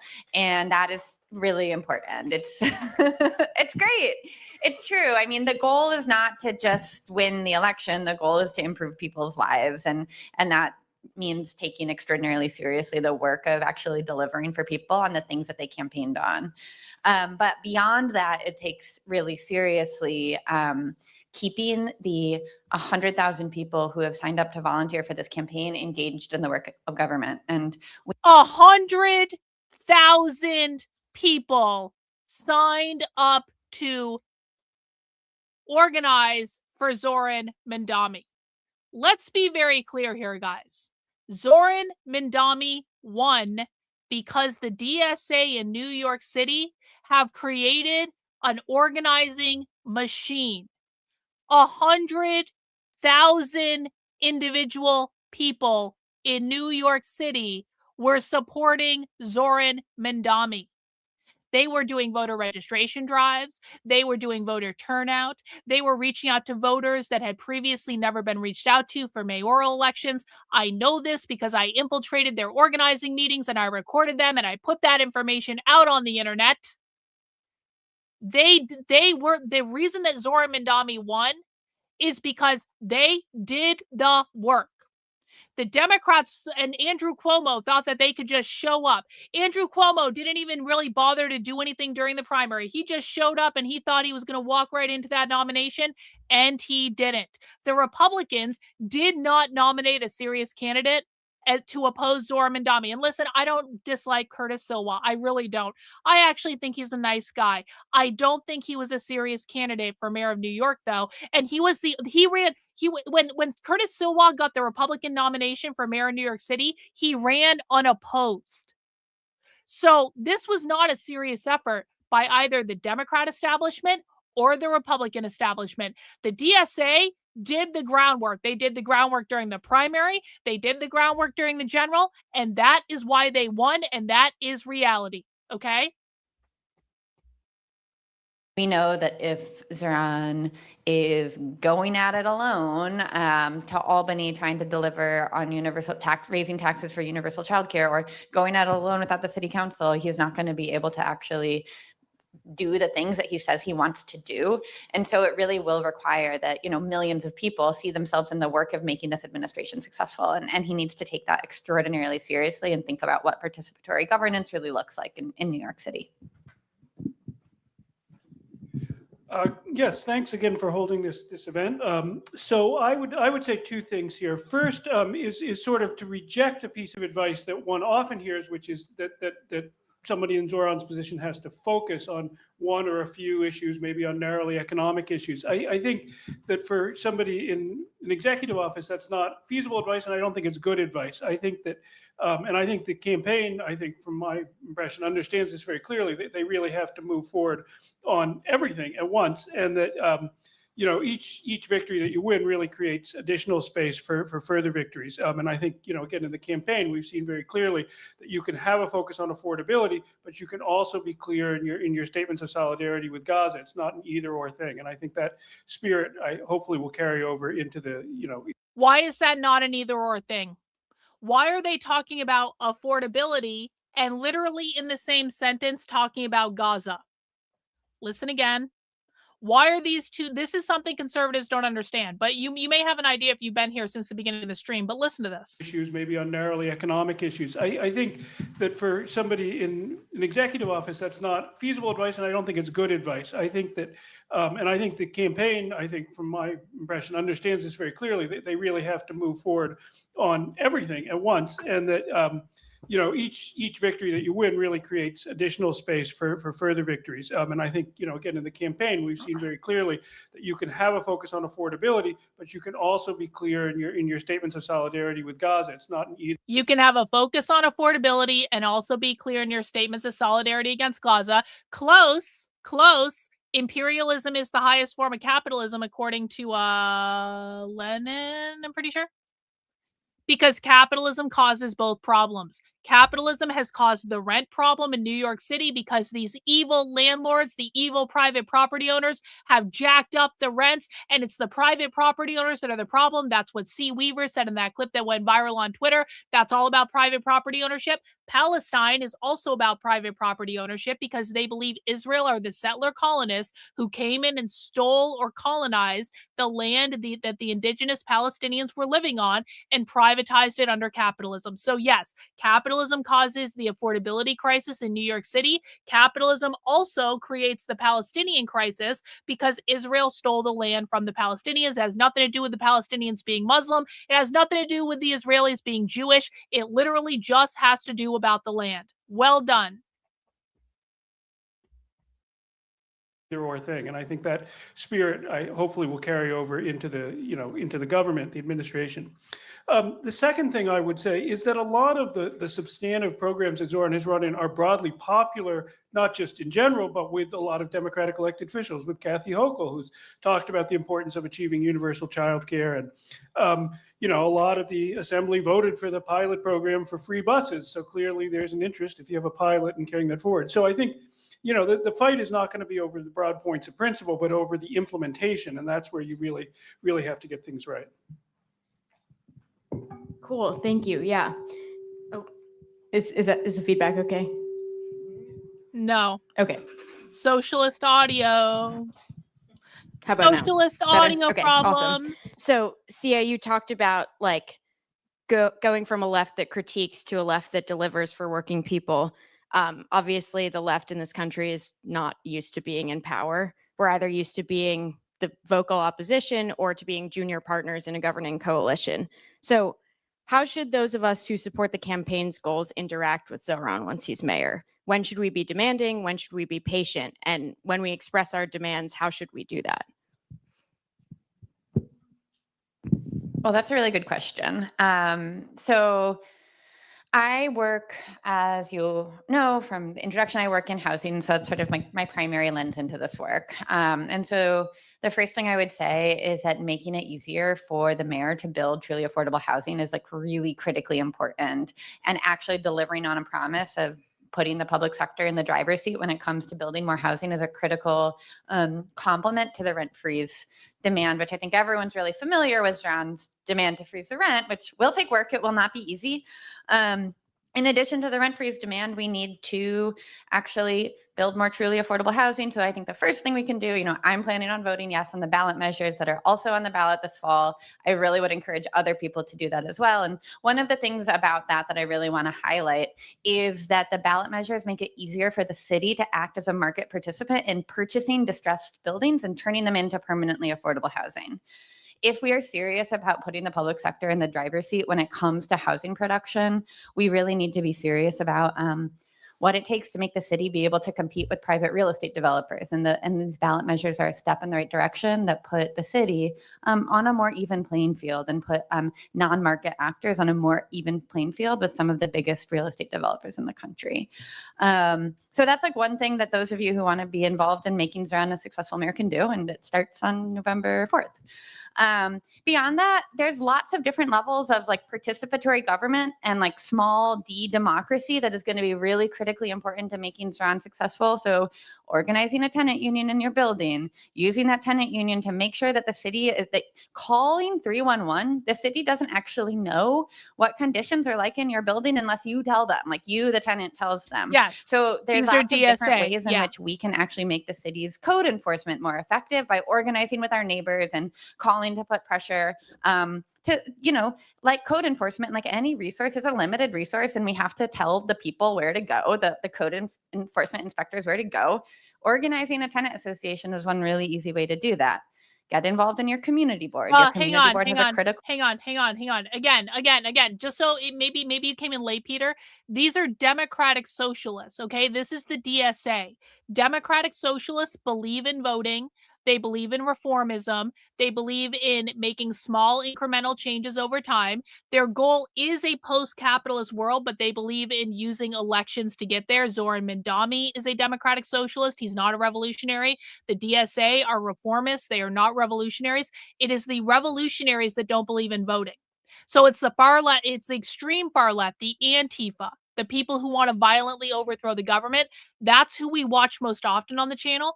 So it's important to understand the difference between the reformists, who are the DSA, that's what we're watching right now, and the revolutionaries. Role, even if the ballot measures pass, it will still have a critical role in approving land use measures and building more affordable housing. I am tired of going and fighting at community boards for affordable housing. You could join one and fight for more affordable housing. Yeah, this is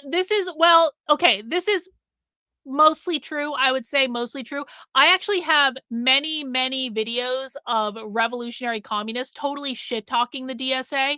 Like they don't like. In fact, I've got a whole bunch of clips from the Revolutionary Socialism Conference that I have to release that are basically the revolutionary communists saying, "Fuck the DSA. They're our biggest enemy." Like the revolutionary communists hate the DSA. But what I will also say is there are some revolutionary communists that are in the DSA.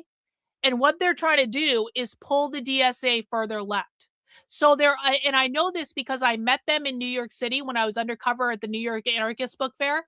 I met a group of like revolutionary anarchists that are in the DSA in New York City, but the only reason they're in the DSA is to literally pull the DSA further left. They've got a whole caucus about it. They've got a whole working group about it and all that stuff. So in general, yes, the far left revolutionaries do not like the DSA because they consider reformism to be like watering down their pure political cause or whatever, but there are some that are really working to try to get rid of as many reformers as possible.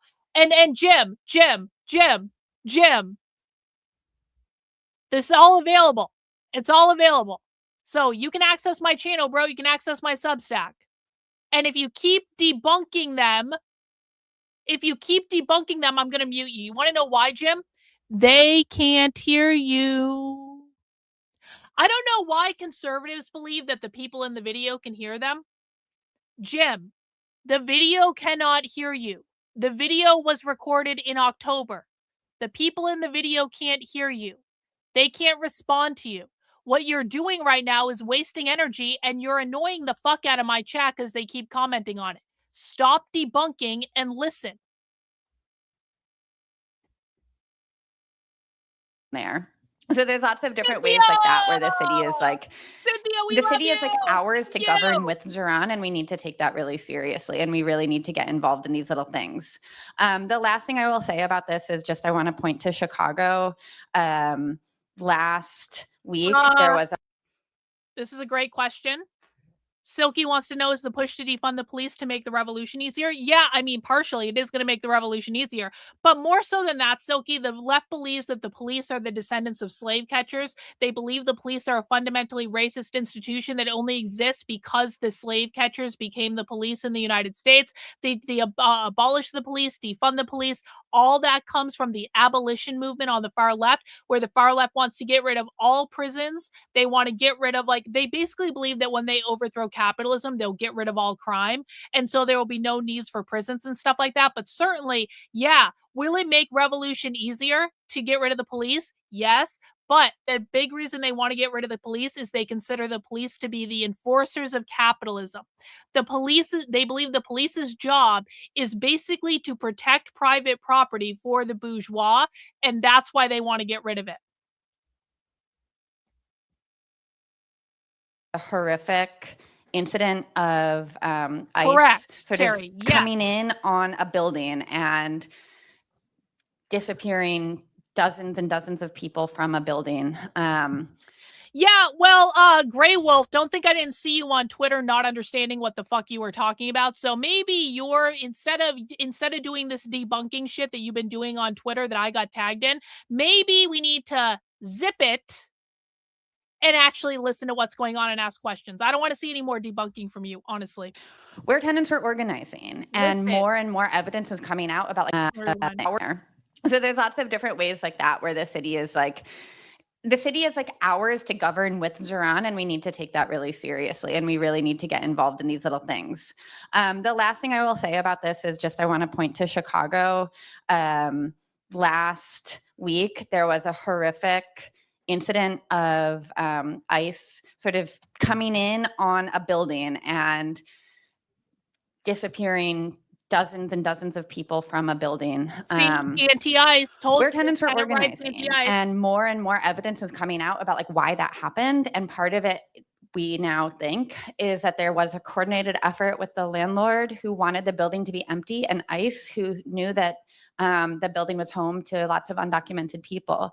And that's not okay. And the way that we stop that solidarity is by organizing with our neighbors as tenants and saying there's going to be if ICE and the National Guard are coming to New York City, ICE is already here. If the National Guard is coming on January 1st, which we know they are, we really have to use our tenant associations and our parent teacher associations and our public schools as like networks of defense in support of Zohan's agenda and in support of our neighbors. We have to use our tenant rights associations, our public schools, and everything else in support of Zohan and in support of the community. I told you, the tenant rights organizations are one of the main drivers of all of the anti-ICE organizing that we're seeing nationwide. And Zoran Mamdani's new tenant czar just said the same thing. Listen again.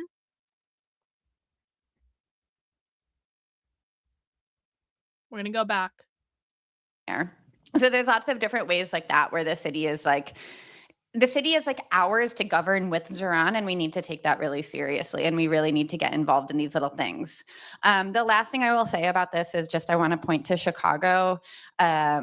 last week, there was a horrific incident of ICE sort of coming in on a building and disappearing dozens and dozens of people from a building where tenants were organizing. And more evidence is coming out about like why that happened. And part of it, we now think, is By the way, if you understand that the reason that ICE went to the building where all the tenants were organizing, if you understand the reason that happened is because the tenants were also migrants who were here illegally. Now you've connected the migrant crisis to the tenant rights organizing crisis to the anti-ICE crisis. Because a lot of these tenant right groups run side by side with migrant and immigrant groups, and a lot of them are not here legally. That's why ICE went into the building in the first place. Hey, thanks, Doug. Appreciate it. Yeah, everyone pay up your class dues. You're not learning this stuff anywhere else on the internet. they need to get involved in these little things. The last thing I will say about this is just I want to point to Chicago.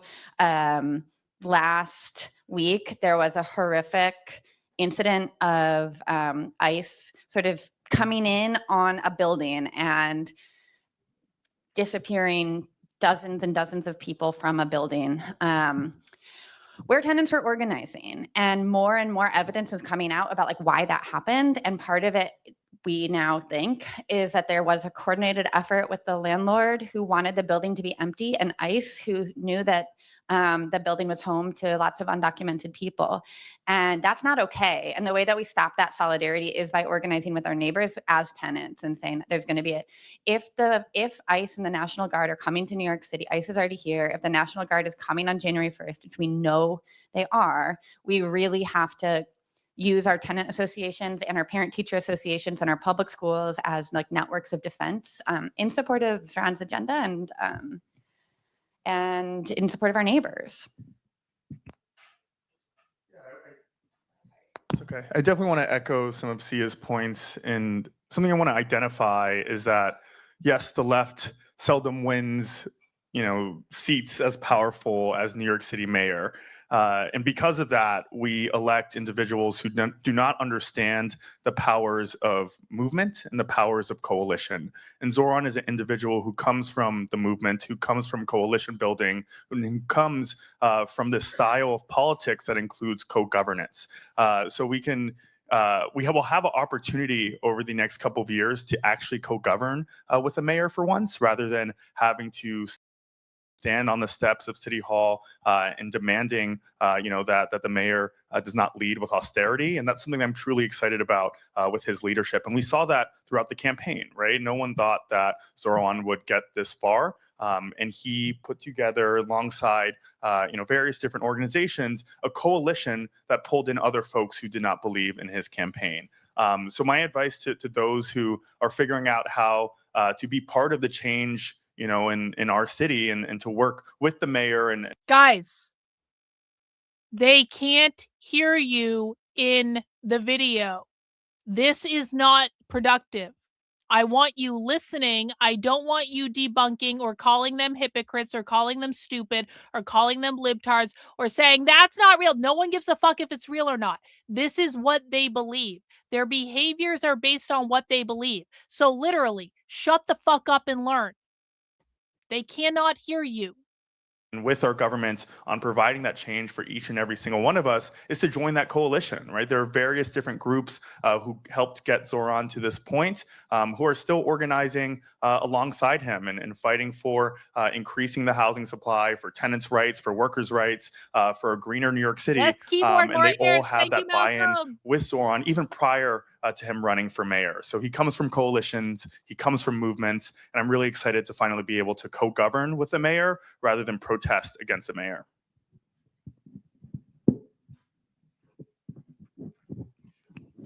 Yeah, Bro, Jim, this is the last fucking time I'm gonna warn you. I don't want this shit in my chat. Do I need to say it clearly? I don't want this shit in my chat. There's not a single person watching right now that agrees with the left. You don't need to speak to the fucking choir. You don't need to be like, I'm an anti-communist, I'm gonna virtue signal in the chat. No one gives a fuck. Stop doing it.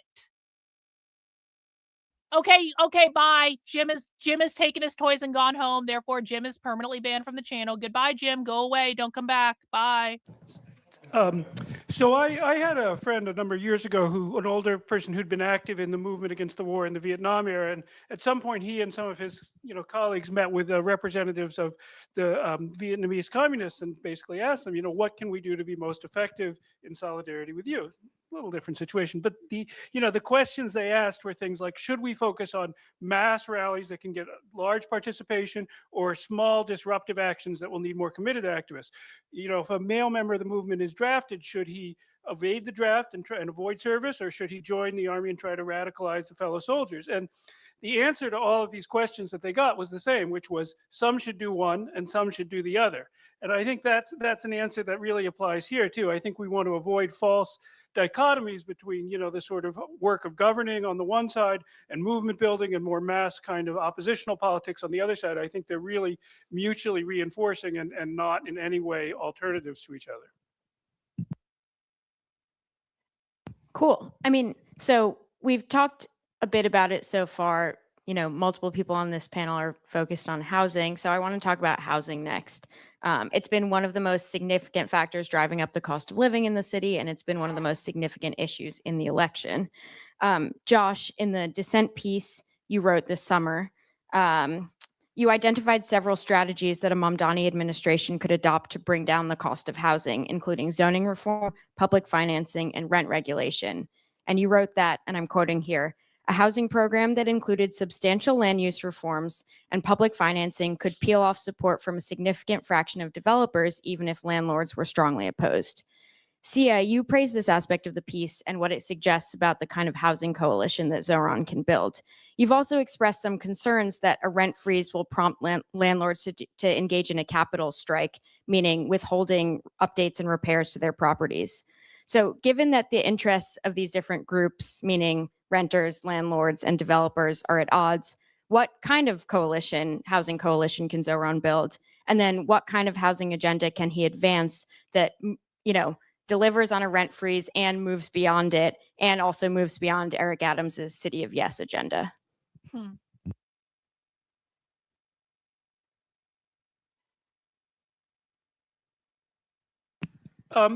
So I'll go first. I think that is one of the things, to me, a strength of the Zohan program on housing is it's very much a both and program. It gets out of this sort of stale NIMBY-YIMBY debate that I think has really obstructed a lot of progressive conversations about housing, and recognizes that we do want more private development. We do want to make it easier to build housing and reform the zoning rules where that's required. And we do, as Sia said a moment ago, want to see these ballot measures pass in November, and hopefully Zohan himself will come out clearly in favor of them. There's another piece of the puzzle that I think we have to really talk about, which is that there is a reality that a lot of existing landlords are genuinely struggling to pay their expenses, including their debt service. We have a lot of. I'll give you. Hang on, I'll give you my thoughts now. I hope later we can get the thoughts on the NYC protest, fake commies versus real commies.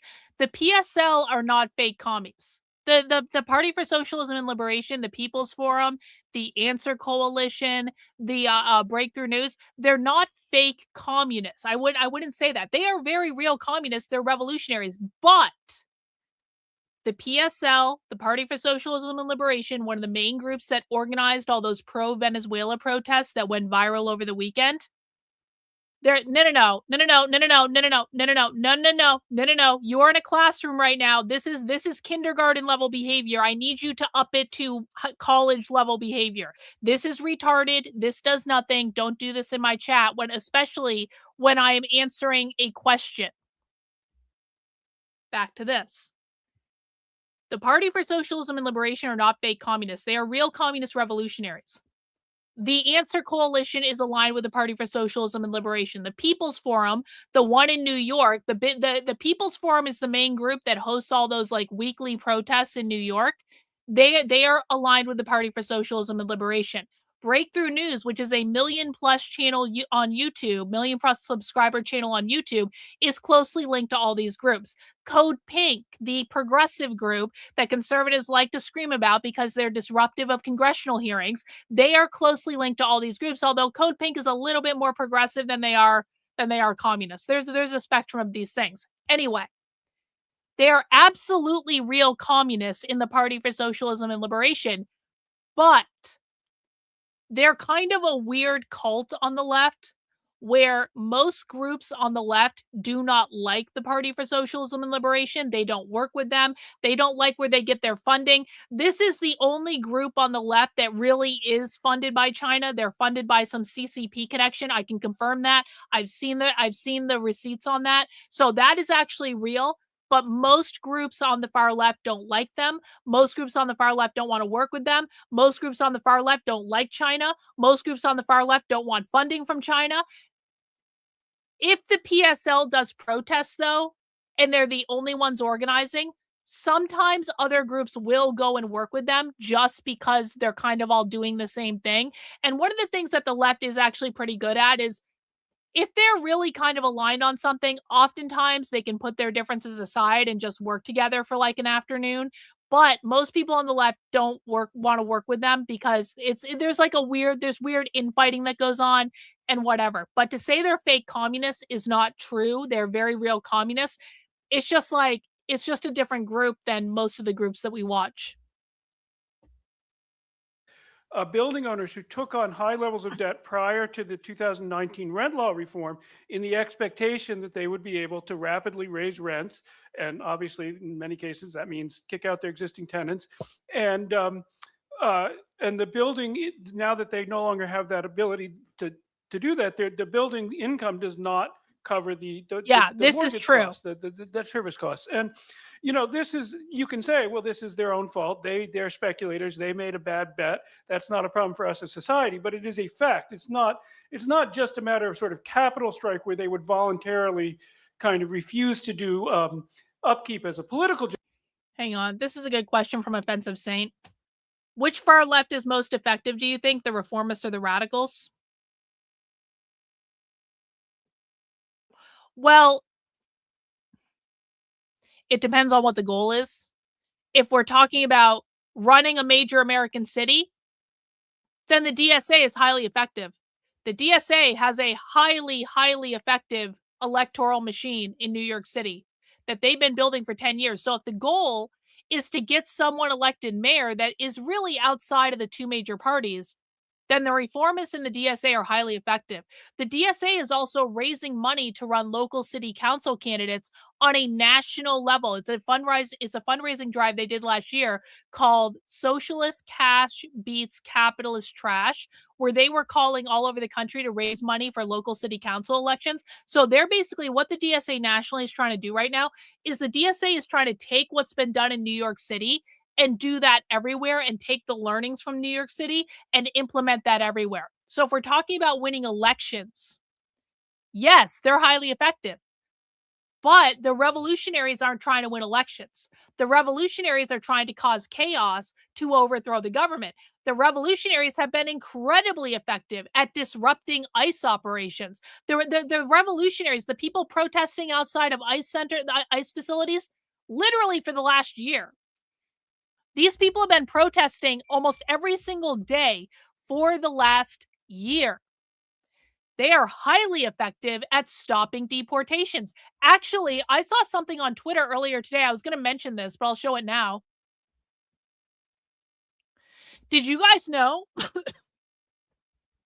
Did you guys know that because of the anti-ICE protests outside of the Hilton hotels in Minneapolis, because basically what happened is the revolutionary communist activists found out where the ICE officers were staying. They were staying at Hilton hotels, and they went and protested at those hotels. We've streamed some of that footage on this channel where they're going and protesting outside the hotels. They're making all sorts of noise outside the hotels to prevent people from sleeping. They're going through parking lots and doxing license plates and stuff like that. And because of that, Hilton hotels actually started canceling the reservations of ICE officers. The reason that there have been less than 500,000 deportations in the first year of the Trump administration is because of the revolutionary communists constantly protesting, constantly organizing, constantly doing all this stuff. So it's like, which is more effective?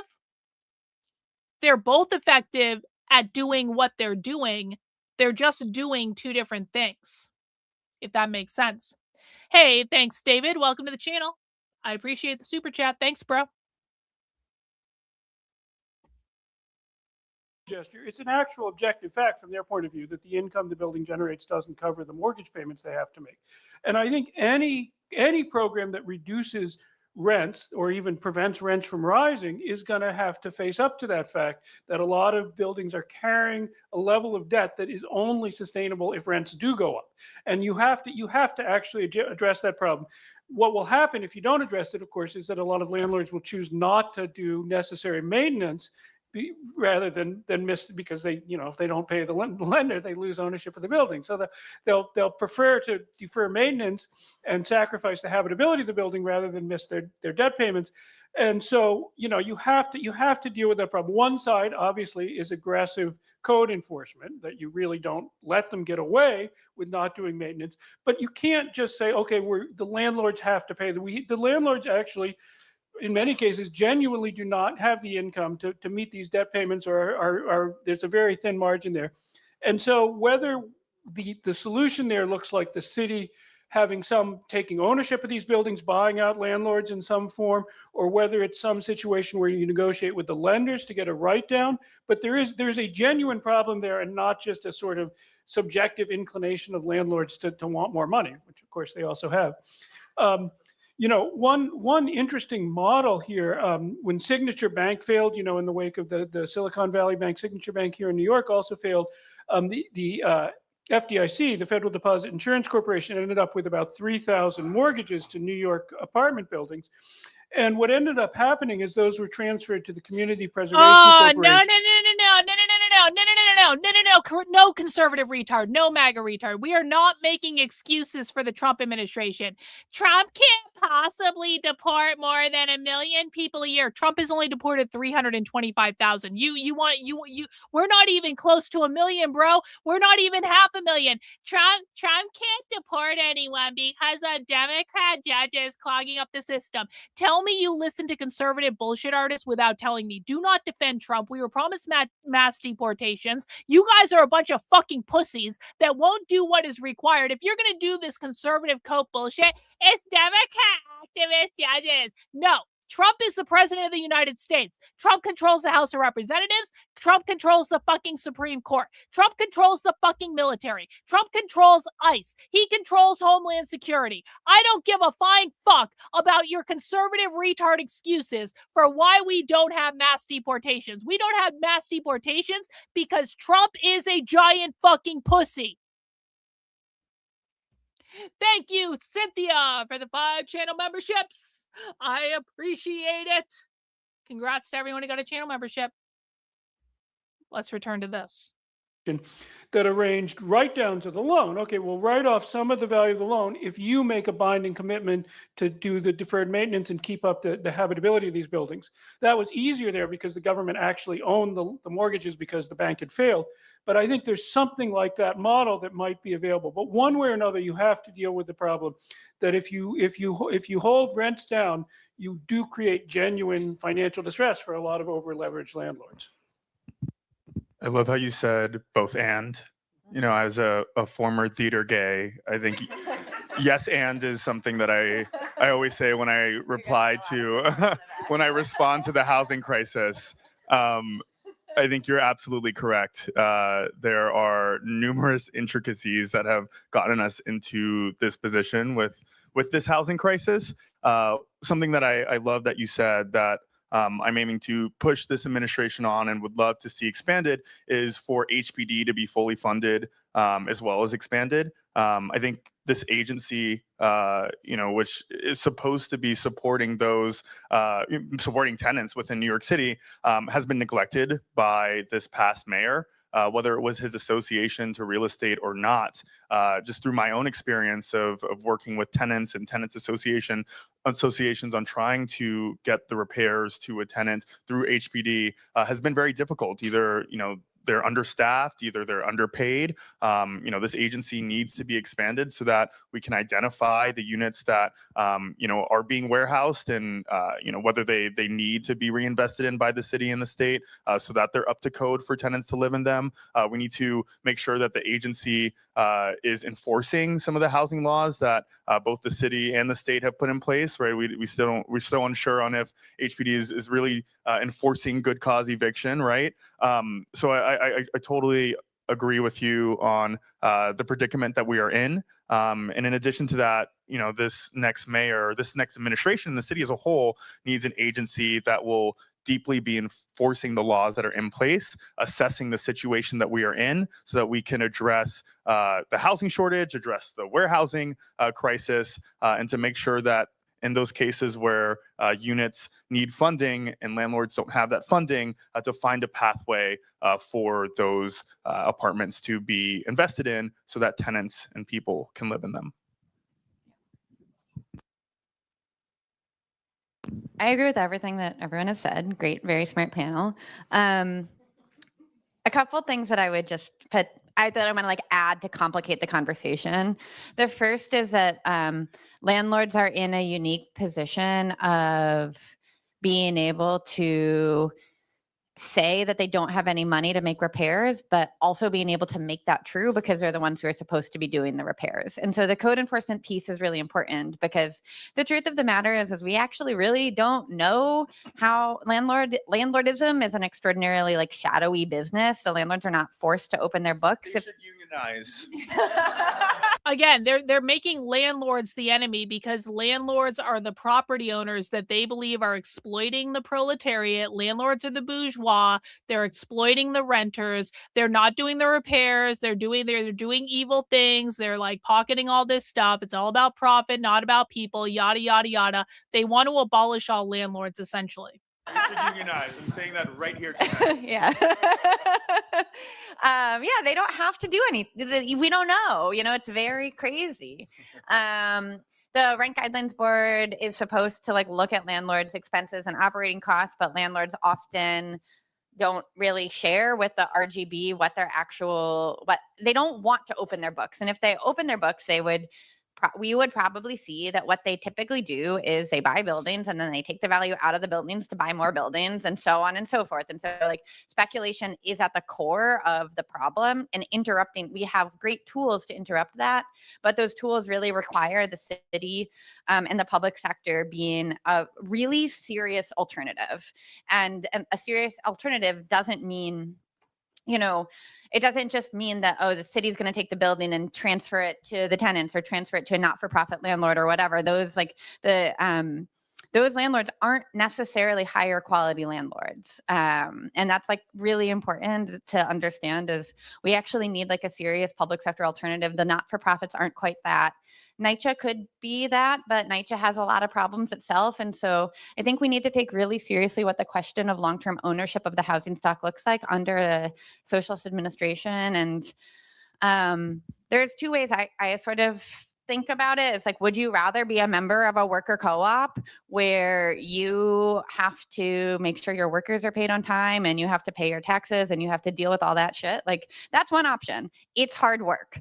Another option is, would you rather be a member of a union and then negotiate with your boss for a better contract? And that's also hard work and requires a lot of work. And so I personally, I know my answer to that question. I'd rather be a union member and have a really strong tenants association that's organizing with my landlord for regular meetings, collective bargaining, a commitment to live in a certain way. But some people might prefer the worker co-op model. That's cool too.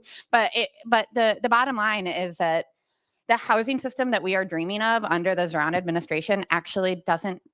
The city's tools exist. The city needs to use them more effectively, but it requires us to get organized, whether it's there's no answer to this crisis that doesn't mean you can escape going to a meeting in your lobby with your neighbors. I'm sorry to tell you that. But whether you're bargaining a lease with your landlord or whether you are collectively managing your building, that's part of the answer. Just vibe checking. Are we using too Yes. many acronyms when Yeah. describing city? That's why they're talking about worker co-ops. Worker co-ops are a different model where there's no hierarchy and bosses don't exist and they don't work and they make people miserable and they're usually unsuccessful, but they don't listen to that. It doesn't matter. But yeah, a boss is in a hierarchy as well. That's why they want to get rid of all bosses. There is an anti-work movement on the far left. Agencies? And if yes, would you like us to break down what those acronyms are? Okay, there's RBG. There's RBG, the Rent Guidelines Board, NYCHA, the New York City Housing Authority, HPD, the Housing and Preservation Department. Yeah. And any other acronyms we'll break down for all of you so we can get out of Alphabet Soup Town. So Sia, you said that we need to develop serious public sector alternatives. Are there any models that we should look to on that, or are we building the plane as we're flying it here? Well, I think that the truth is that New York City has the most sophisticated public financing agencies in the country. And it's not really a question of new things that we need to do, but it's a question of lining them up in the right way to ensure that the value of real estate development in the city is maintained in the public sector. We have a lot of limited equity cooperatives. We still have public housing, which many cities in the country does not have. In 2021, New York City passed something called the New York City Housing Authority Preservation Trust, which allows us to buy more public housing, build more public, is a really flexible tool that really expands the public sector's ability to do stuff. So they're buying more public housing. I don't mean this to more sound trite, but it projects, really is a question of potentially. political will. We already have the tools and we kind of have to line them up. And one of the things I feel like this is maybe my third time on this panel saying it, but it is a question of the city getting comfortable with some more ownership in, sorry to use I'm about to use a buzzword, in Vienna as people who follow housing. One of the things that they do is when land or buildings are for sale, the city buys them. And so the question that I really want Zohan's administration to take seriously is what would it take for the city to be a really serious market actor that can compete with related group? Because that's how this will work.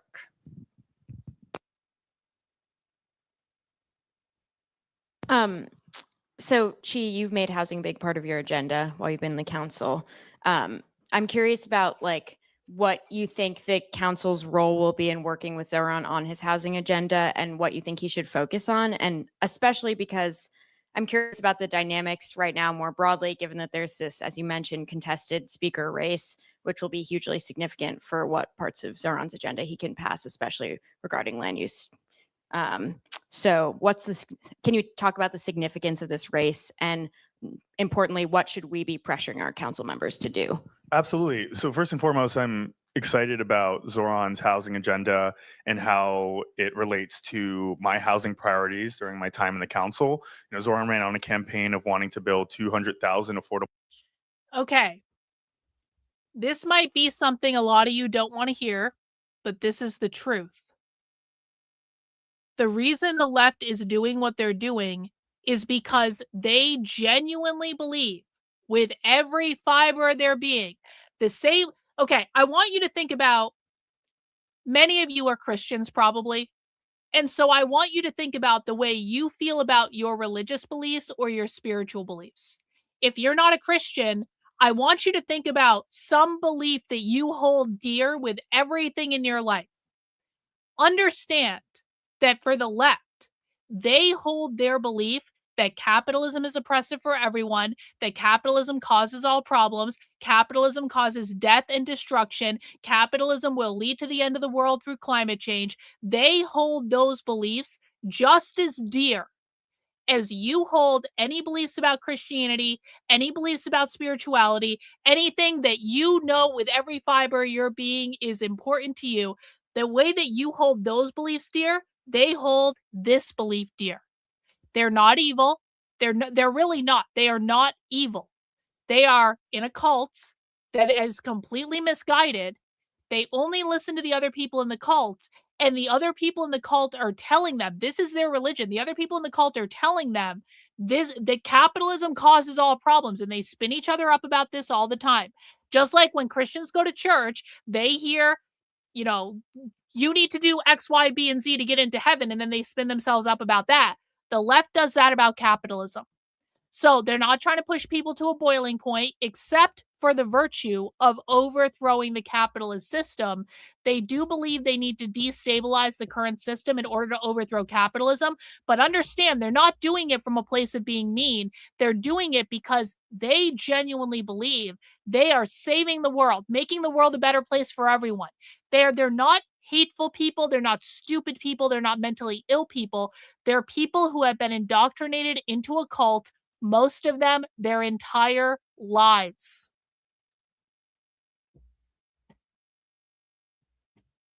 Homes across the 5 boroughs, the council can aid him in those efforts in identifying swaths of land that need to be rezoned. For example, this past year, I just greenlit over 4,000 units of housing in central Brooklyn. We did a mass rezoning on Atlantic Avenue where we identified, this corridor that was deeply underutilized. There's just gas stations and warehouses, and saw that as an opportunity for a comprehensive rezoning that we worked with community on for 3 years, to get a great deal to approve that corridor for housing. I'm excited to now work with a mayor that I like more, who has a backbone. It was interesting working on that project with Eric Adams and his administration, because every single meeting there would be different people because they would all be leaving. So it was like it was kind of sad. And there were some good people. I'm looking forward to using that same model that I approached that comprehensive rezoning with a mayor who, again, gets it and cares about the city. And I know that there are numerous colleagues of mine who are looking forward to doing the same, and also his, priorities to making sure that a lot of that housing will be affordable, and making sure that that housing is subsidized by city and hopefully state dollars is going to be something that I will prioritize with my time in the council.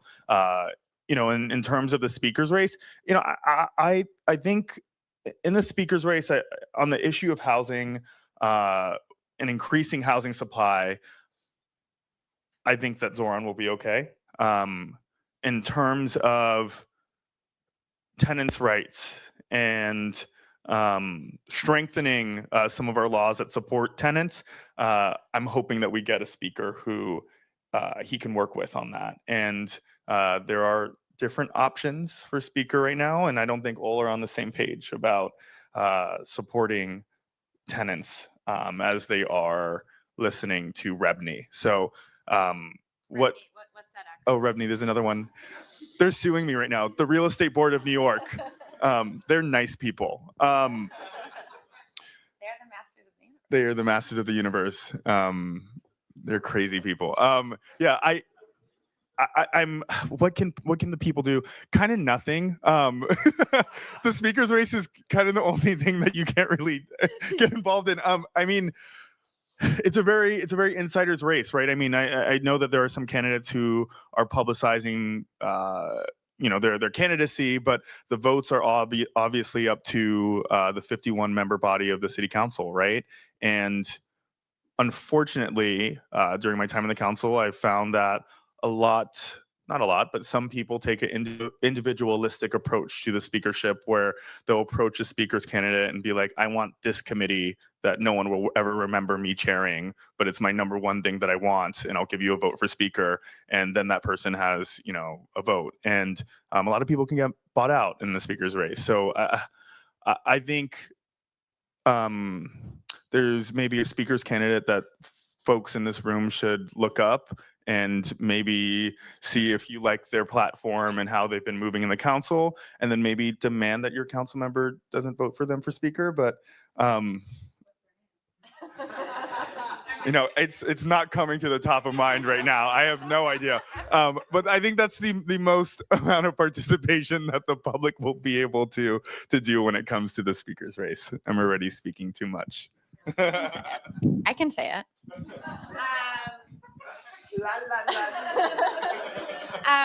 No, but in all seriousness, one of the things about the speaker's race is that there are a lot of people, including REBNY, the Real Estate Board of New York, who like really see the speaker's role as being a foil to the mayor and not a collaborator with the mayor in getting an affordability agenda done.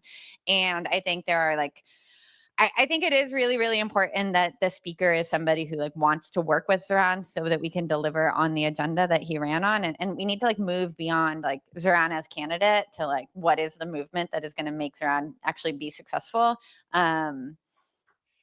I think it's like nationally important that he is successful in terms of like what do we want the Democratic Party to look like? What does standing up to Trump look like? And if the speaker's role is to be a foil to the mayor, I don't know that we're going to be able to do that in the same way. Yeah. Which I think is funny because, in the last speaker's race, that wasn't a conversation, right? When it came to picking a speaker's candidate, when it came to the unions getting involved and the Real Estate Board of New York getting involved. And we ended up with, frankly, a moderate Republican mayor and a moderate speaker. And now, because we have a, Democratic Socialist as the mayor, we're like, oh, we need a counterbalance now, which is complete bullshit. So, hoping that we have someone who's going to be more of a collaborator, because that's what we need in a time where Trump's government is going to be trying to, hurt our city. So we need a speaker who will be supporting our mayor. Yeah, that's right. Amazing. So we talked about this a little bit before we started the panel. I'm curious if you all can talk more about like the economics of the rent freeze and like the practicalities of that. I mean, I think it's talked about in this way that's like, oh, it's so easy. They just freeze the rent. But I think in reality, it's more complicated than that. So I'm curious, like, if you can talk more about what that's going to look like and the impacts it's going to have. And then I think beyond the rent freeze, once the rent is frozen, how can the administration continue to mobilize tenants as a political force? And, you're talking before, like when we started talking about housing, about the fact that some landlords are genuinely struggling with debt. How, like, does mobilizing tenants, will that come into conflict with like initiatives that will maybe rebalance that, like initiatives to help struggling landlords basically, and bringing them into a coalition if that's desired? Yeah, I'll start. But so the Rent Guidelines Board is a public mayorally appointed board of 9 people, and they adjust the rent annually. And they have the power to reduce rent, as they did in Kingston, New York. They reduced rent by 15%. They have the power to freeze it, as de Blasio did 3 times during his term. And under Bloomberg and Adams and like any mayor you can name, they raised the rent. But it's a really interesting body because it's a place where there are tenant reps on the board, there are public members on the board, there are tenant members on the board. If you want to be on the board, you should let someone know. It's unpaid. Well, it's paid $100.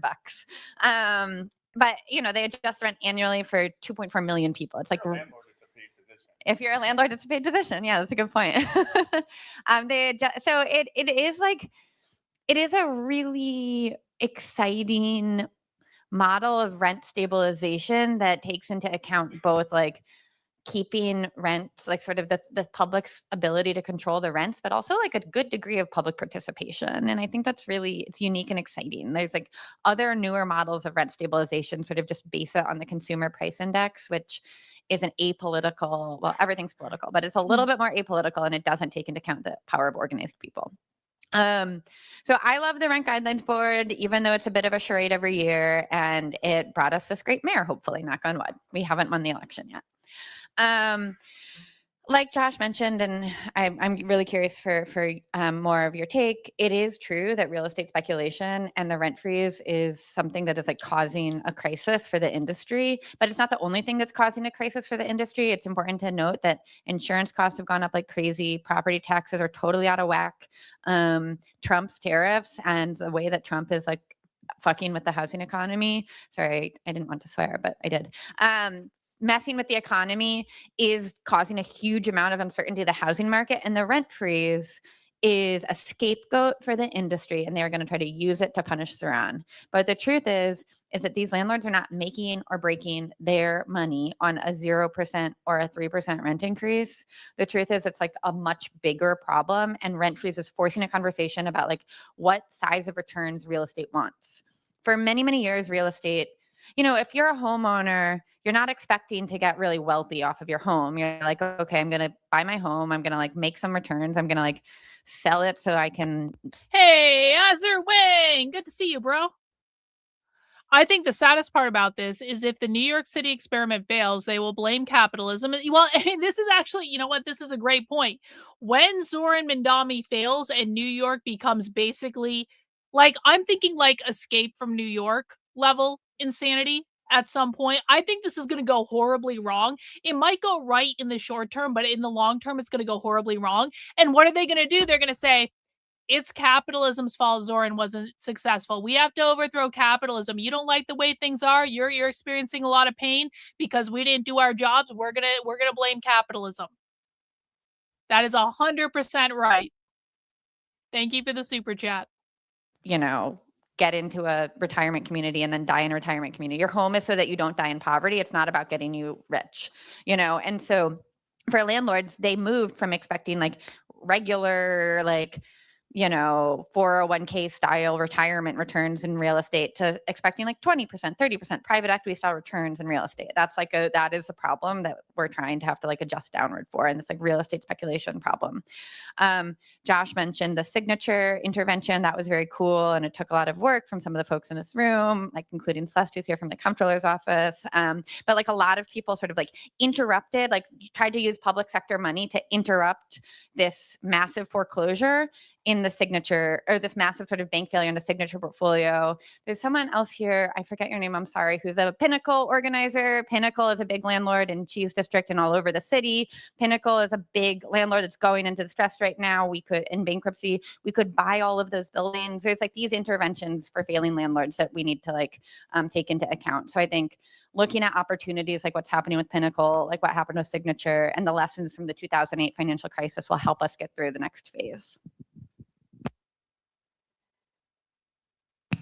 Yeah, I just want to amplify a couple of things that Sia said. I mean, first about the Rent Guidelines Board, I think this is a really important point that it obviously stabilizes rents, which is very important, but it also politicizes rents, or more precisely, it makes the political nature of rent visible. It makes it something for sort of democratic debate and discussion and decision-making. And, you know, sort of the argument that has been made for living wage laws, which may or may not, unlike the Rent Guidelines Board actually really does effectively limit rent increases. Living wage laws maybe in some cases only affect a relatively small number of workers, but they have this larger value, which is establishing the principle that wages are not just a market outcome. They're something we can collectively decide on the basis of political and moral and, you know, other factors. So I think that's a side of the Rent Guidelines Board we shouldn't, we should elevate and hopefully try to, you know, reproduce in other areas.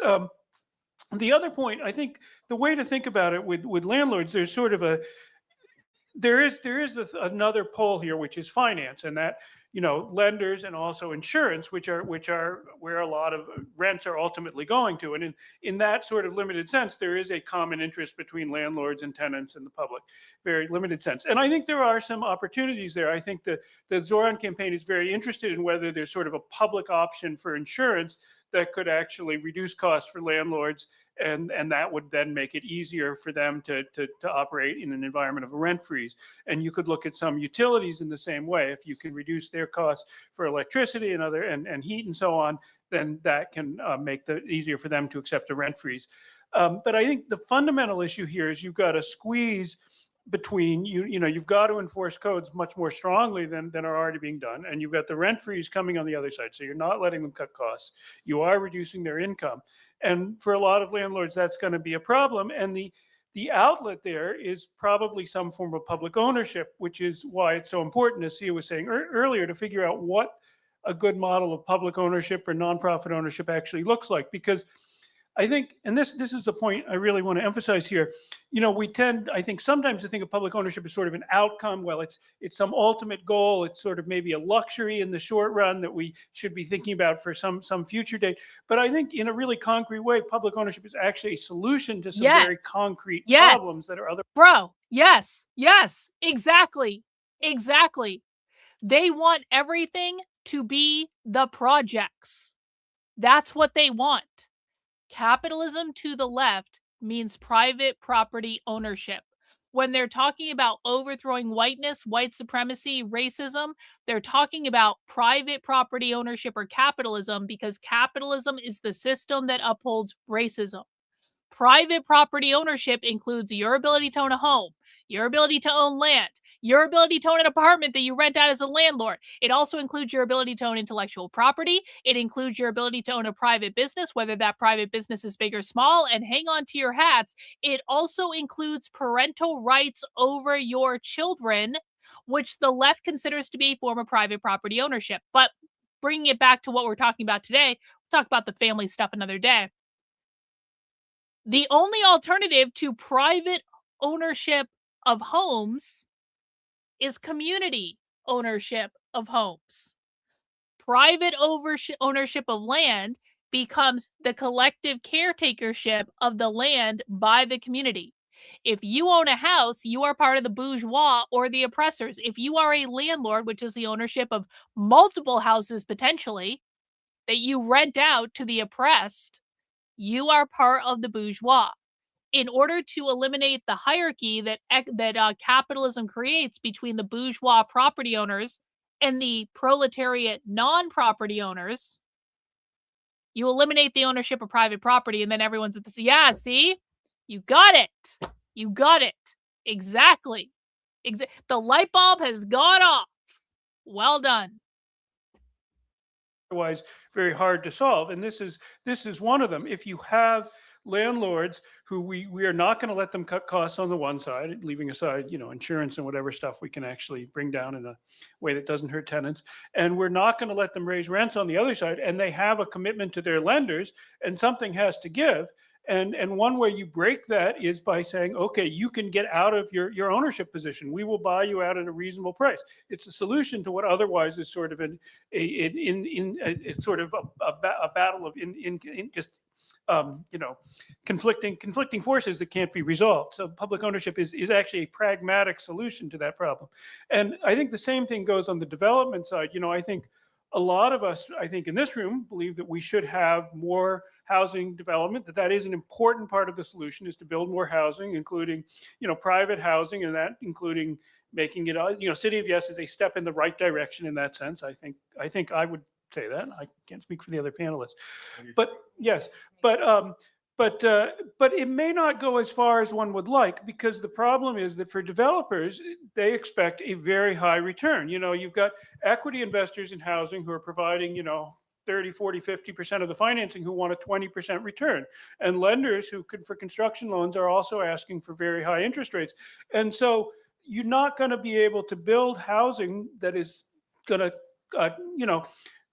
charge significantly lower rents or sell at significantly lower prices and still be attractive to a lot of developers. So it may be that the benefits of simply relaxing zoning restrictions may be a lot less than we would think, at least in terms of affordability. Maybe you can build a lot more housing that's approximately as expensive as what we've got now.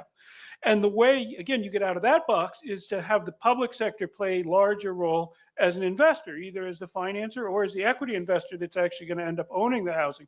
And it's not, again, this isn't sort of like our ultimate goal of socialism. Maybe it is consistent with that, but it's also just a pragmatic solution to the problem that the big constraint on the development of housing in a lot of cases is profitability, where private investors expect a very high return before they're willing to undertake new projects. Cool. I want to talk more about the economics of Zohan's vision more broadly. So I'm going to quote again from Josh's dissent piece over the summer, in which he wrote that the substantive goals of Mamdani's proposals, that is expanded public services, including universal childcare and truly affordable housing, are at least notionally shared by the Democratic mainstream. But the mainstream resists the new taxes that would make them possible. In this context, the challenge in winning state support may be less about making the case for the program on principle and more about demonstrating a credible plan to carry it out. So I'd like to hear more from all of you about the obstacles to Zohan's agenda, especially in Albany, but also at home. Has anything changed in the last few months as several mainstream Democrats, including Kathy Hochul, though notably not all, have fallen in line behind Zohan? And also, will Trump's financial retaliation against the city and the budgetary problems it could cause be a significant factor? Zohan set a mandate in his victory in the primary and will continue doing so in this general election. And he set the tone for what democratic leadership should look like in this city, state, and country. His platform resounded with thousands of New Yorkers and prioritizing affordability. And there are a lot of questions, especially from Democratic or just establishment pundits in general, who asked the question, how is he going to pay for all of this? And his mandate is going to be able to pay for all of this, right? Today, Governor Hochul just said that she's already looking into how to make universal childcare possible, right? This movement that is taking place right now, this political movement that is taking place right now, is again setting the tone for what is possible, and giving some of those more timid Democrats and elected officials in the city and state an opportunity to dream a little bigger and to follow his lead. So I truly believe that the partnership between Zohan and Kathy is going to be essential in pushing his agenda forward. We're already seeing that take place prior to the general election. She just announced that again, they're going to make universal childcare possible. And I truly believe that will extend further to building hundreds of thousands of affordable homes. That will extend to making sure that buses are fast and free, which he's done in the past and will continue to do when he works with the state legislator in the future. So I'm looking forward to him continuing to do what he's already doing and making sure that there's partnership between the city and state in making his agenda possible.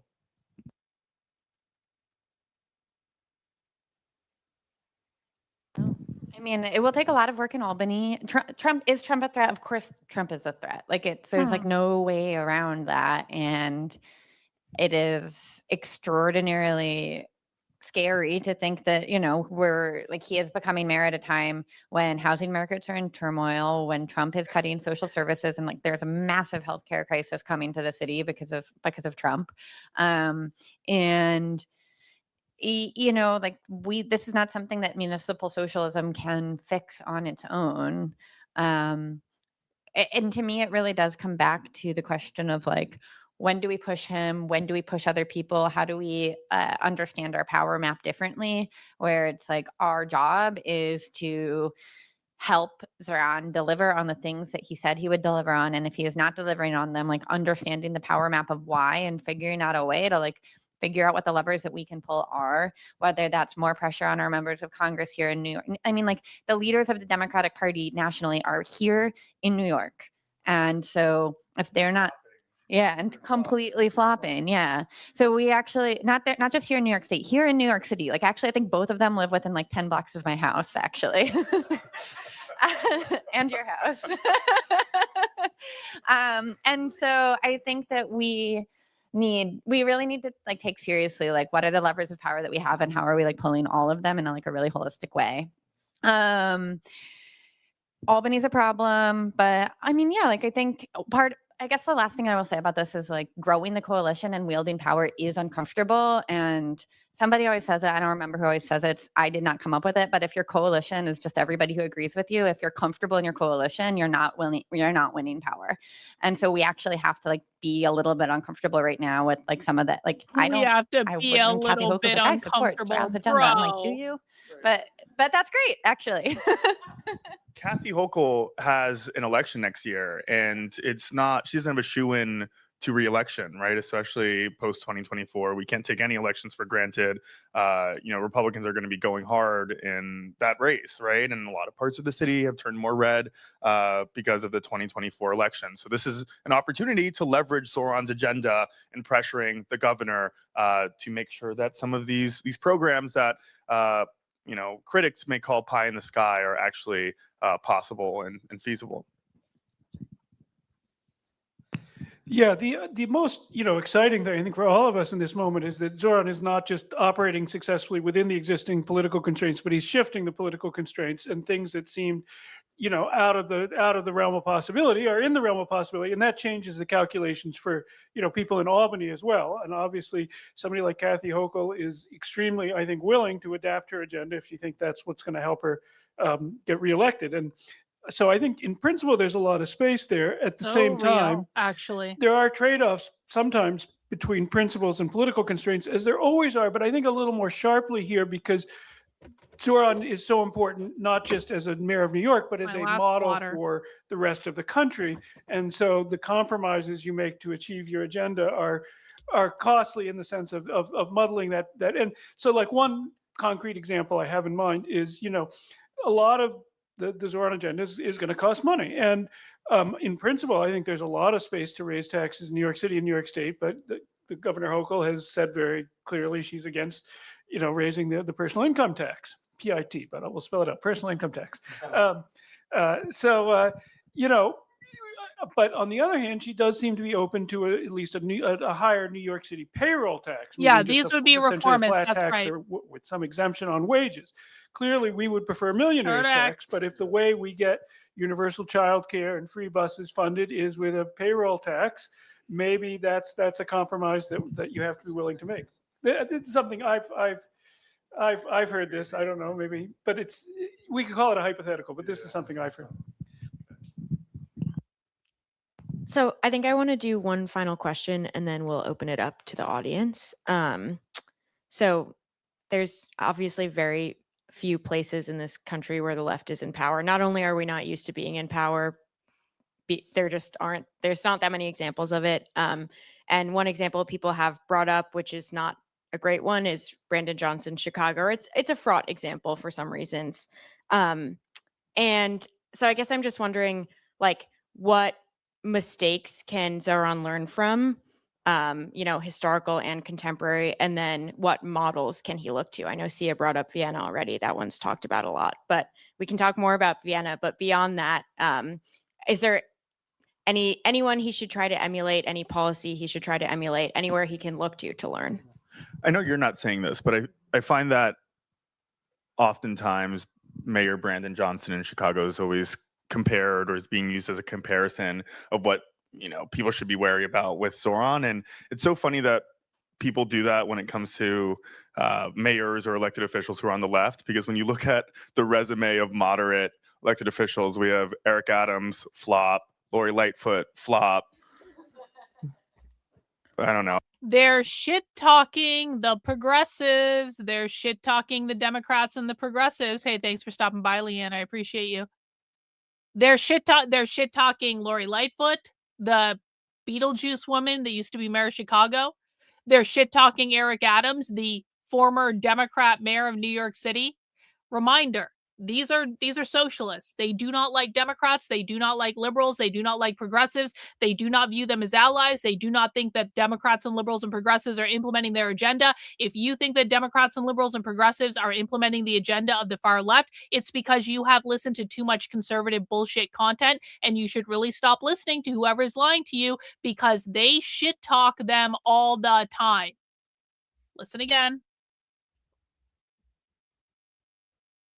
Already, that one's talked about a lot, but we can talk more about Vienna. But beyond that, is there anyone he should try to emulate, any policy he should try to emulate, anywhere he can look to learn?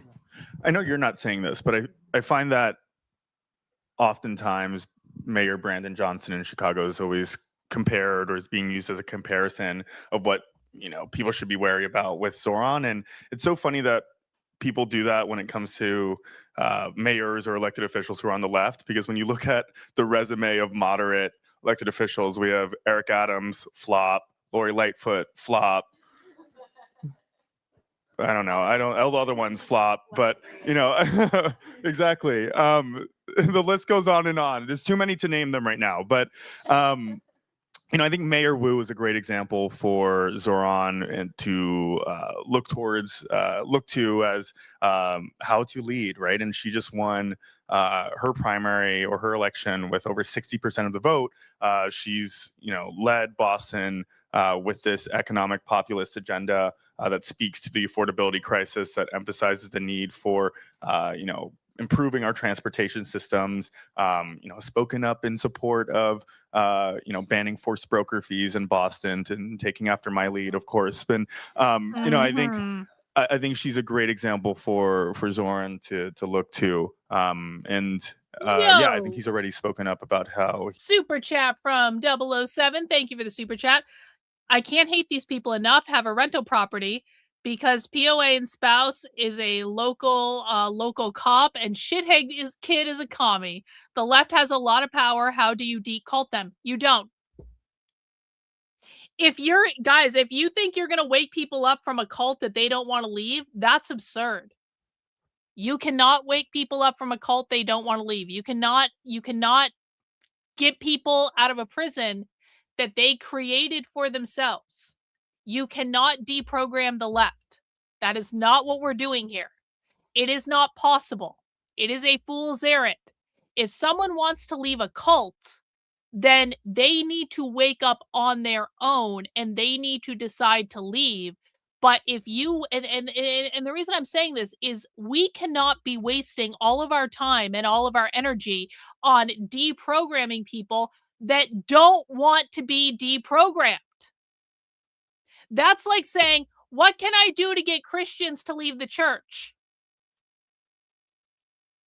If a Christian doesn't want to leave a church that they've been in for their entire lives, that they've been brainwashed to believe is the way, the truth, and the light, that is not a Jewish psyop at all in any way, if they don't want to leave the church, there's nothing that you can say or do to get them to leave the church. It's no different. I know the Christians are going to say it's different, but no, it's actually not different at all.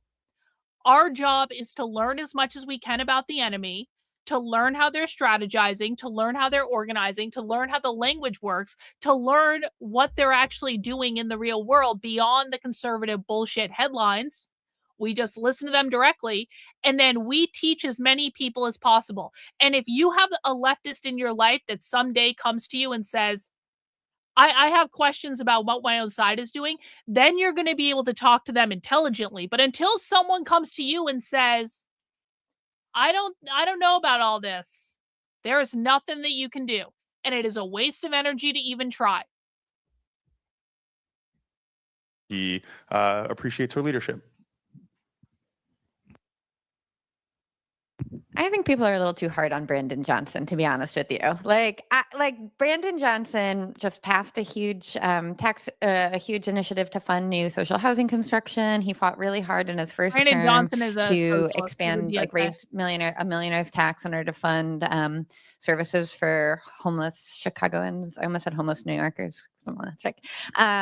And you know, I think he could have maybe done a better job, sort of coalition building around that payroll tax. Andre, in with the $50 super chat. Thank you, Andre, for your very generous donation.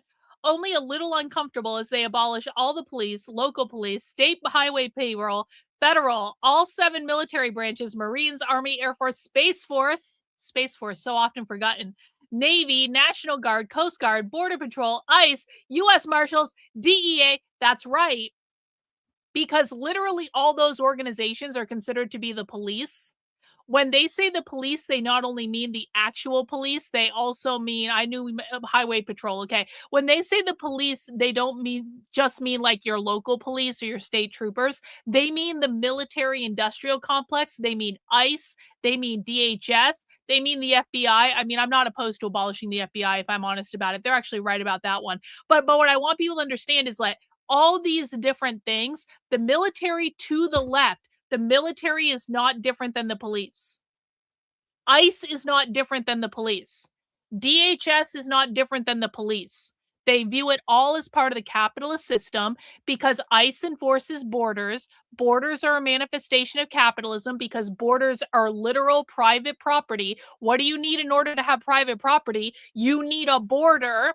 Why are the left open borders? Because borders denote private property ownership. If there are borders, there are private property. That means there's capitalism. Capitalism requires abolishing all borders, abolishing all private property. We are all one sort of thing. And so when you have organizations like ICE, DHS, the military trying to deport people, this is why the anti-ICE organizing is very, very active on the left. Not only is that it's a great recruitment tool, and they're producing a fuck ton of propaganda about it, it's also that they don't believe in borders. They're globalists, not in the way the WEF are globalists. They're different, but borders are the same to them as the police because it's all capitalism. Hope that makes sense. Thank you so much for the super chat. I really do appreciate it. than he did. But one of the things that I think he's doing a great job on right now, for example, is standing up to Trump. And I really think that Zohan could look to Johnson for how he has like really made the city of Chicago a fighting force against ICE and the National Guard.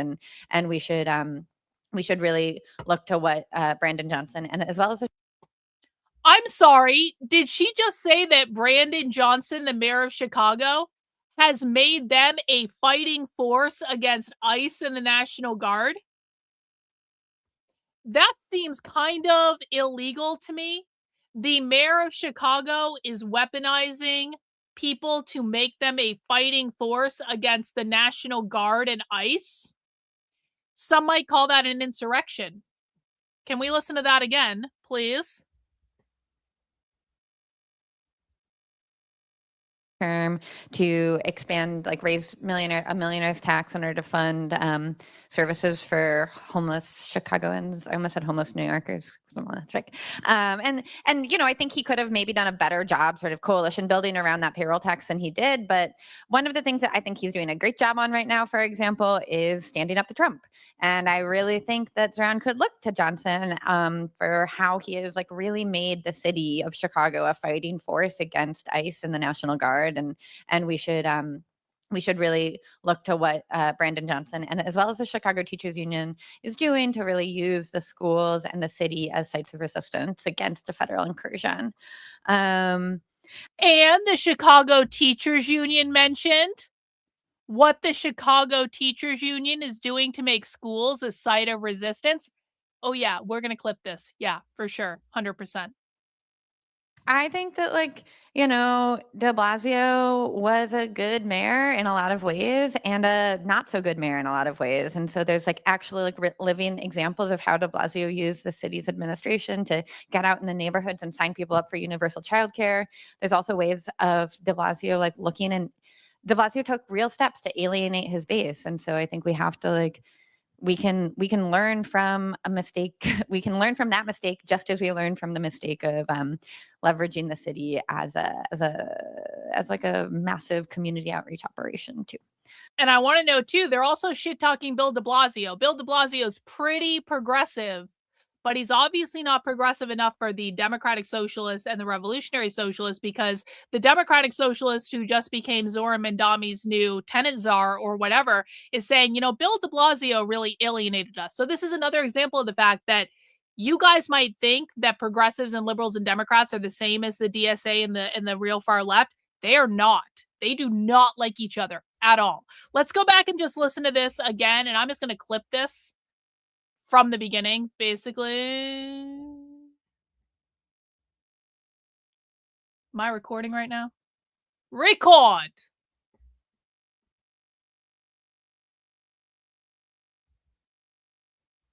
And yeah, I think he's already spoken up about how he appreciates her leadership.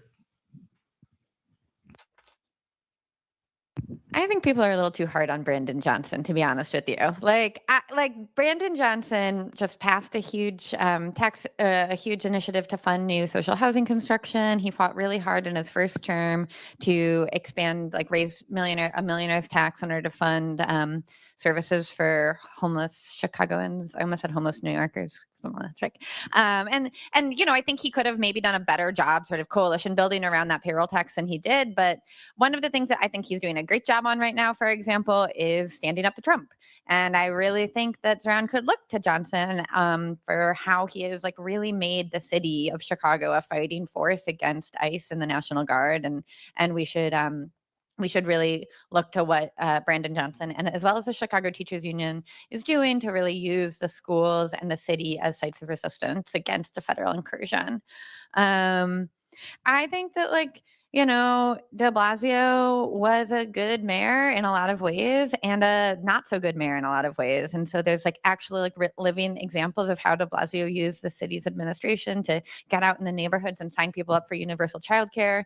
There's also ways of de Blasio like looking, and de Blasio took real steps to alienate his base. And so I think we have to like, we can learn from a mistake. We can learn from that mistake just as we learn from the mistake of leveraging the city as like a massive community outreach operation too. Yeah. That's a clip. That's a clip. That's a clip. Another mayor, Mayor Brandon Scott of Baltimore, Zoran's platform around reimagining what public safety looks like and putting together the Department of Community Safety can be mirrored after what Brandon Scott has been doing with maybe a not so police centered approach to public safety, and has seen a significant drop in crime in Baltimore by utilizing community leaders as protectors and violence interrupters within Baltimore. I don't think he gets nearly enough credit, and I do believe that Zoran should look towards his leadership when it comes to public safety and what he wants to implement within his plan. Cool. Thank you. If you have questions, you can raise your hand, and we'll do several. And we're not going to pass the mic, so if you could maybe stand up and project, that would be great. And I see a first hand in the back. Someone was ready back there. Yes. That hand went up.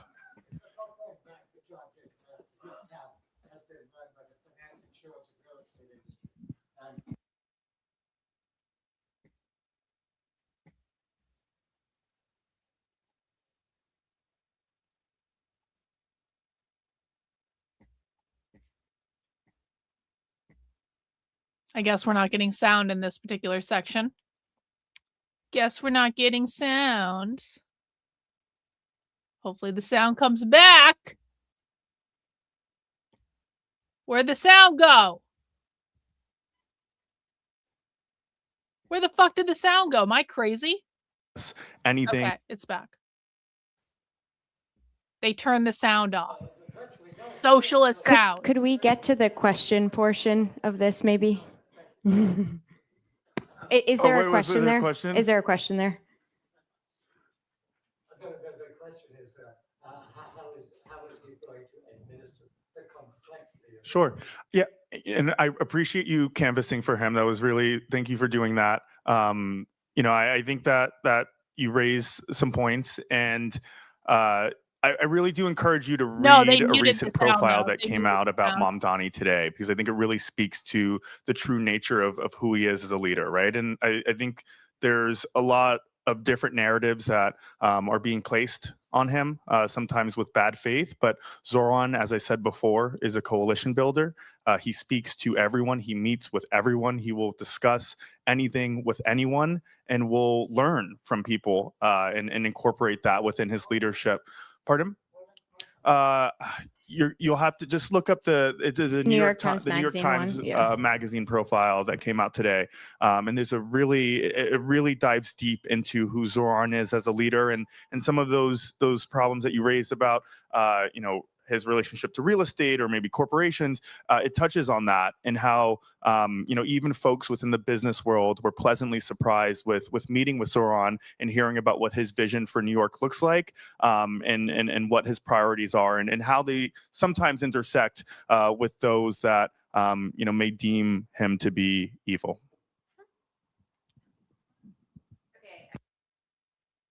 They're muting the sound. So listen, I know they said that there are no mics in the audience, but the fact of the matter is we can kind of hear them when they have the mics turned on. They're muting the sound for a very specific reason. My guess is, while we wait for them to talk again, my guess is that this is a security culture thing where they're trying to prevent people from being doxxed or whatever by their voices, and they're trying to protect the audience by muting them during the question.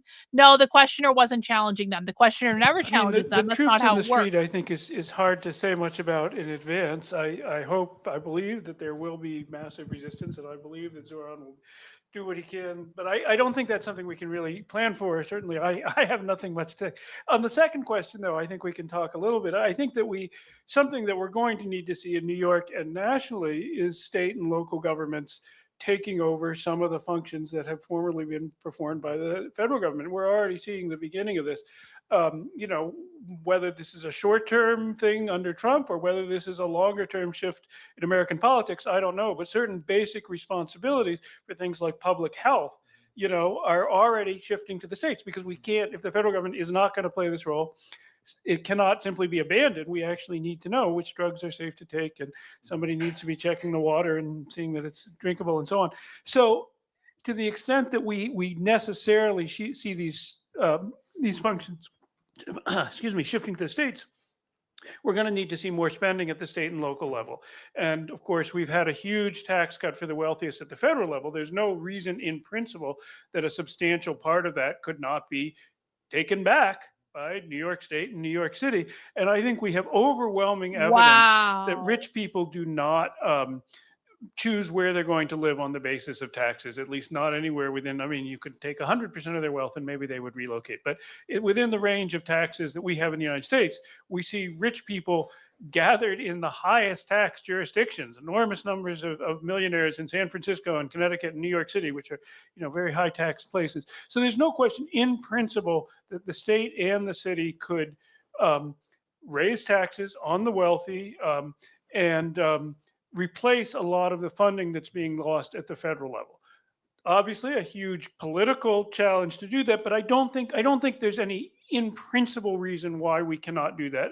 And I think in a certain sense, there's an actual opportunity there to sort of demand that our local governments step up and fill the space that the federal government is abandoning. And I think we really need to approach it that way, as an opportunity and not simply as something that we have to accommodate to.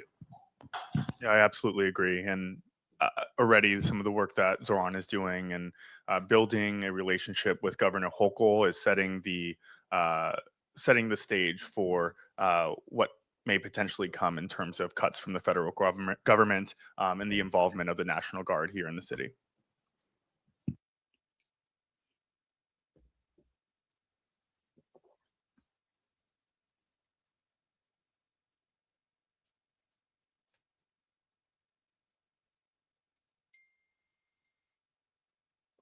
Another silent question because they turned off the volume. District that each of it, and they.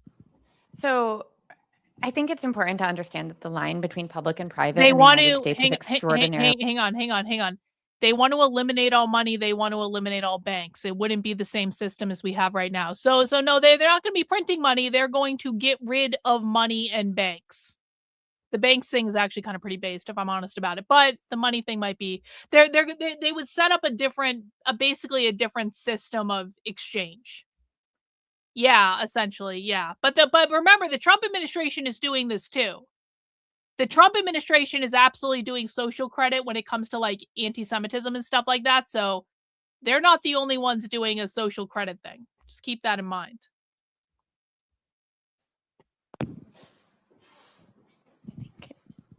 So, I think it's important to understand that the line between public and private in the United States is extraordinarily blurry, right? And so I believe in your district, the atrium is in your district, right? So in Chi's district, there's a beautiful new 100% affordable for seniors housing building. You should look it up. It's gorgeous. It was and designed by it's on the campus of Sumner Houses, and it was designed by this like famous architect Daniel Libeskind, and he's like got a gorgeous like profile about like why he thinks it's so important that like famous architects build beautiful public sector housing. It's public land, it's public financed, it's private management, and like does that, and it's long-term publicly owned, and a private company is collecting the rent. Does that count as public? That's a question. And so I think that if the answer is that buildings that are on public land with a long-term public ownership stake, with public money financing the development of the housing, but a private company collecting the rent, if that is public, the answer is yes. There is quite a lot of it that has been built in the last 10 years. If you are looking for public management, public ownership, public financing, no private subsidy, like no private money at all in it, there's not that much of that left. I mean, there's still Section 9, but that's pretty much the only model, and there hasn't been new construction of that. But I just think that, there's like, I'm trying to like not get like sort of like too technical with it, but the truth is, but like the point that I would like to land is that I think, this like line of like what is public or not isn't actually that easy of a question to answer. And if we are if what we are looking to do is take things that are like right now 100% private and speculated and pull them in the direction of public, there's some really good examples of that. Yeah, I just want to amplify that because I think it's such a critical point that Sia just made, that it's really misleading to think in terms of public and private. There's especially in New York, an enormous range of buildings with intermediate ownership models, intermediate financing models. And in some ways, it's almost not even the question we should be interested in because, at the end of the day, you have a certain amount of public money that is going into the building or not. You have rules about rent. You have rules about maintenance. You have rules about who gets rented to and what the systems are for that. And the notional owner is maybe not the most important question there. And the degree of public involvement is sort of smoothly varies whether or not it's a public entity whose name is on the title. The other thing about warehousing, I think, and I will defer to see if she thinks differently, but I don't think that's the issue. I don't think there's a significant amount of vacant housing in New York City that is being held vacant by landlords. Landlords are in business to make a profit, for better or worse, often for worse, but in this case for better, because there's really no incentive for a landlord to not rent out a unit that they have available to them. I think the thing that we really should be concerned, and statistically we know there just aren't very many vacant units, and the ones that are often owned by some rich person who's it's being warehoused by the tenant, not by the building owner. Or not by the tenant, but like in a so the issue I think for landlords is the maintenance spending, that the landlord who's the behavior that we want to curb on the part of landlords is not doing adequate maintenance. In some cases, obviously they charge more than the legal rent, and that's also a problem. But I think the warehousing of vacant units is a little bit of a non-issue in New York City. I think we can do one more question.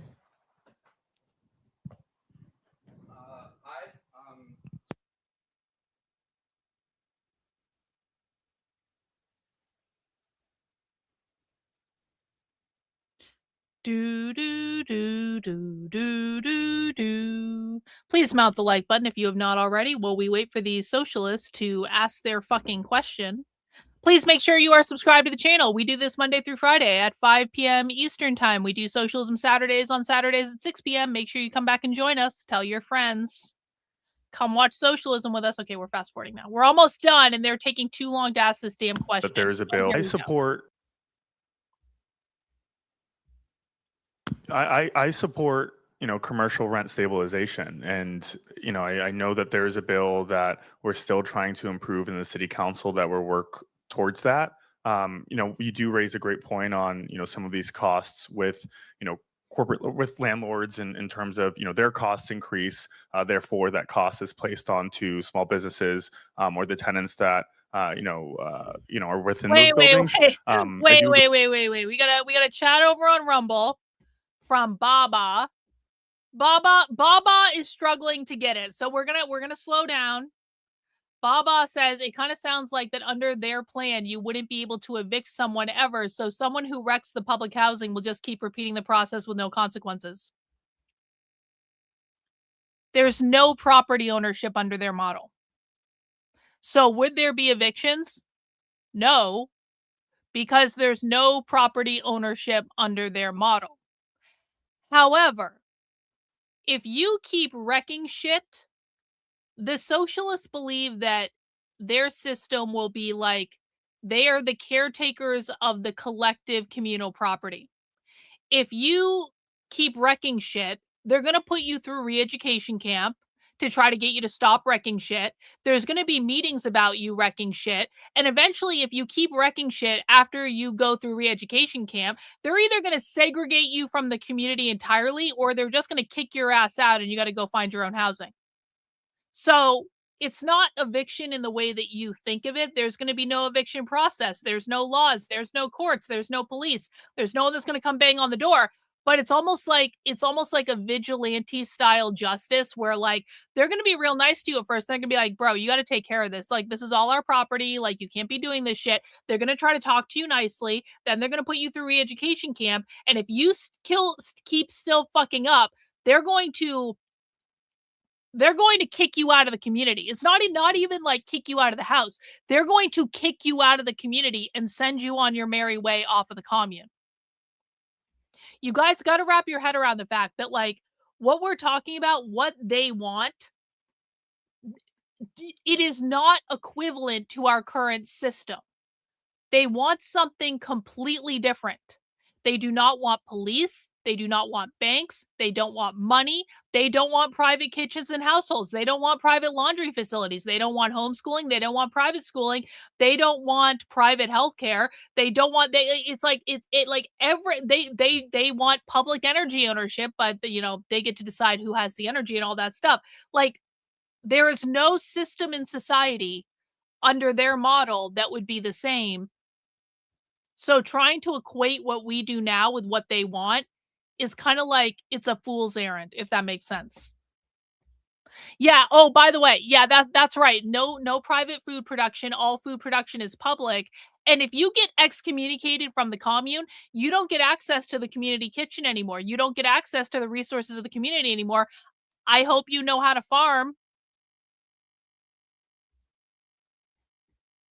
Agree with you. I do think there is still a sizable amount of landlords and corporate landlords within the city who are not, in dealing with financial hardships, right? And my goal and goal of a couple of my colleagues in the city council is to push for rent or commercial rent stabilization, so that in those cases where a business like your father's is, in the storefront or on the ground level of a corporate landlord's building, that they can't maybe utilize, some of the crises that we're talking about to place more costs on you or to get more money out of you and your father's business. So I certainly see commercial rent stabilization as a path for us to take in order to solve some of the problems that you raised. Yeah, I mean, I think, and I'm confident Zohan thinks that supporting small businesses in New York City is a very... Bro, you're not listening. You're not listening. You're not listening. It's not that there's no land. It's that there is no private land ownership. So you could go out into the woods and start a garden or whatever. You could go build a house out in the woods. No one's going to stop you. But you don't own that land. And if you get in the way of another commune and you start making trouble with another community, again, it's like they will welcome you in. They will take care of you. They will give you food. They will do that. But you have to adhere to the norms of the community. You don't own the land. They don't own the land either. But if you're the one acting like the redheaded stepchild that's telling everyone to go fuck themselves, you're the one that's going to get attacked in that model. very positive goal, and nobody wants to People are still not present small getting it, by the way. businesses as People the still enemy. think there's land ownership. But I think we want to avoid a sort of creating a conflict where there really isn't one and doesn't need to be one. I think the notion that stabilizing rents is going to lead to rents being raised for small businesses, I think that's not really how things work. Again, your related company is a business. They own buildings in order to make a profit from them. That's the goal. And they are going to be charging their commercial tenants the highest rent that they can charge and still have that storefront occupied. And if they're making more money somewhere else on their residential buildings, great. Then they've got more money. If they're not making money on the residential buildings, it's not going to change their behavior because, again, they're already trying to squeeze as much out of their commercial tenants as they can. So if you want to limit how much they can squeeze out of the commercial tenants, you have to change the rules about commercial landlords and their tenants through something like commercial rent stabilization. I think on the minimum wage, James Parrott, who might be in the room here tonight, has a new report out on the minimum wage from the Center for New York City Affairs. It's where you are now, right? Yeah, which I think is really really should be required reading on the $30 minimum wage. And I think one of the things he points out is that the $30 today, it sounds like a big number, of course, but relative to the city median, it's actually not much higher than $15 minimum wage was when that was adopted. So it's not as radical an increase as it sounds like. And of course, the other thing that matters to you as a small business is the incomes of your customers.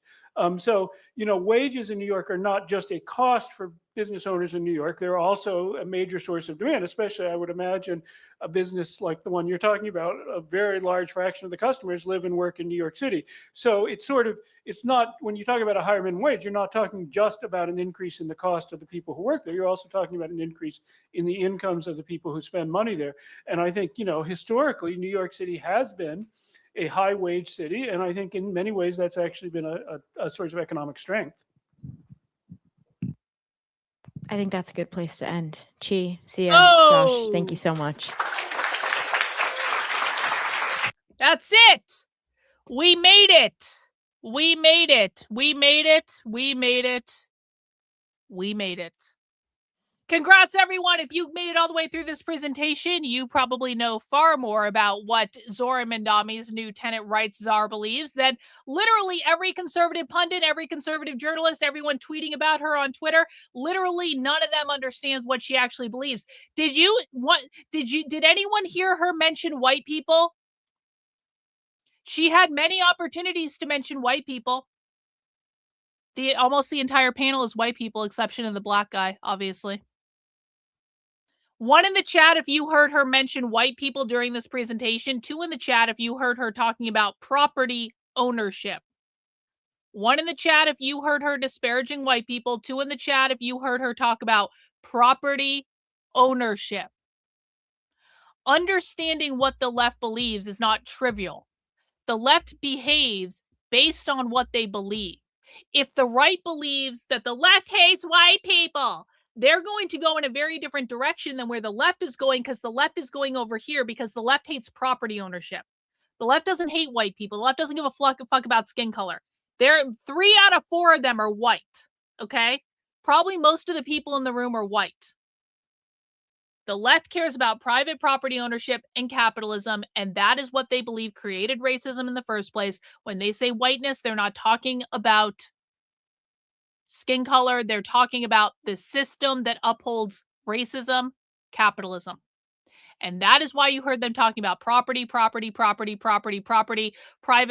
collective property, all that stuff throughout this entire presentation. And as a reminder, the literal title of this presentation is How Will Zoran Govern? So it is not separated from what we're going to see in New York City.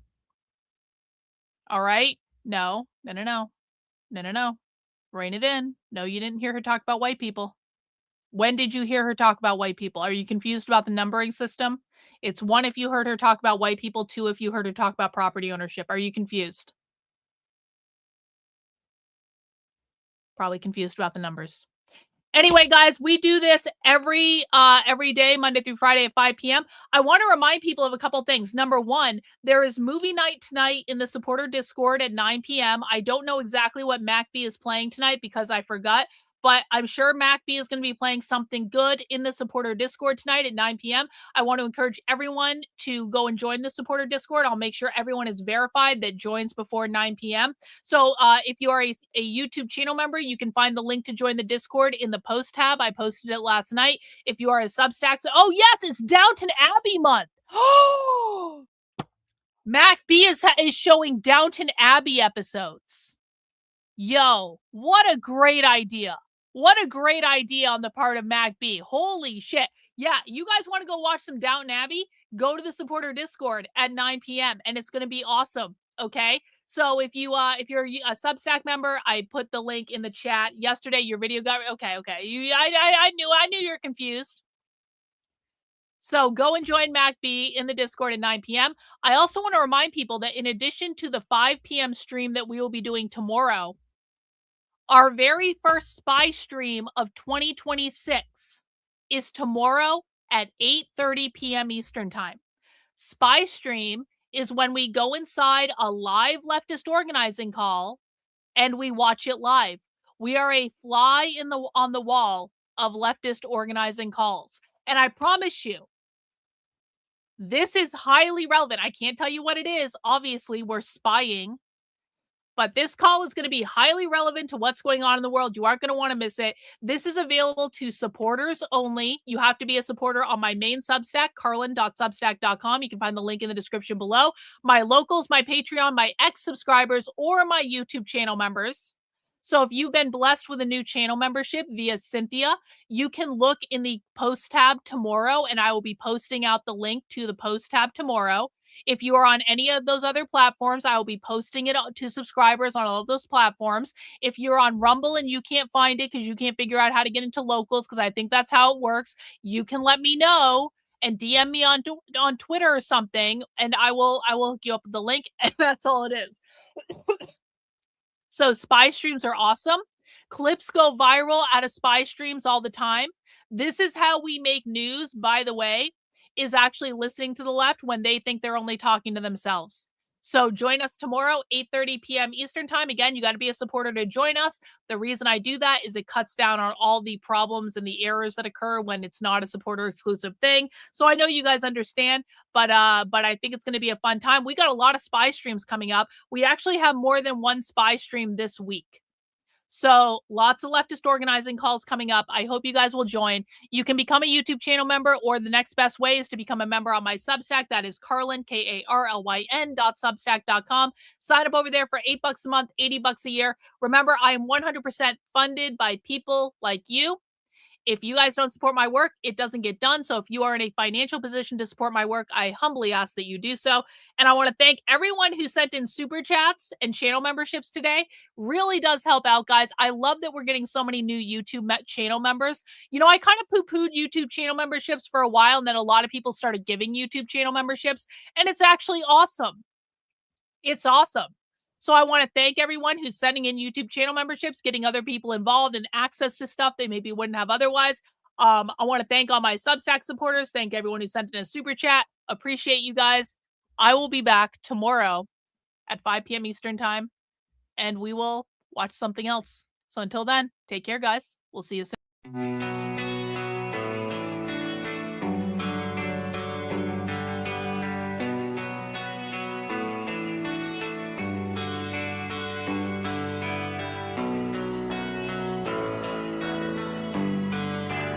How are you feeling? How long have you been here? 3 months, May 17th. And what brought you here? That's difficult to answer.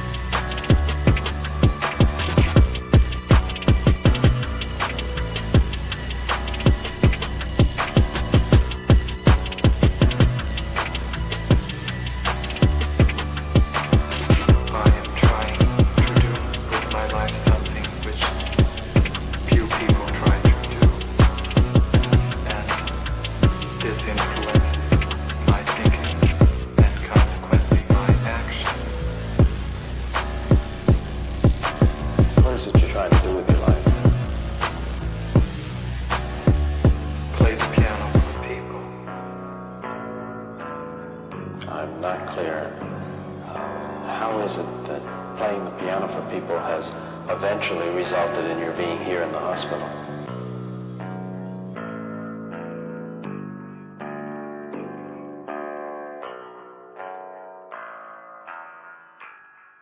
That's difficult to answer.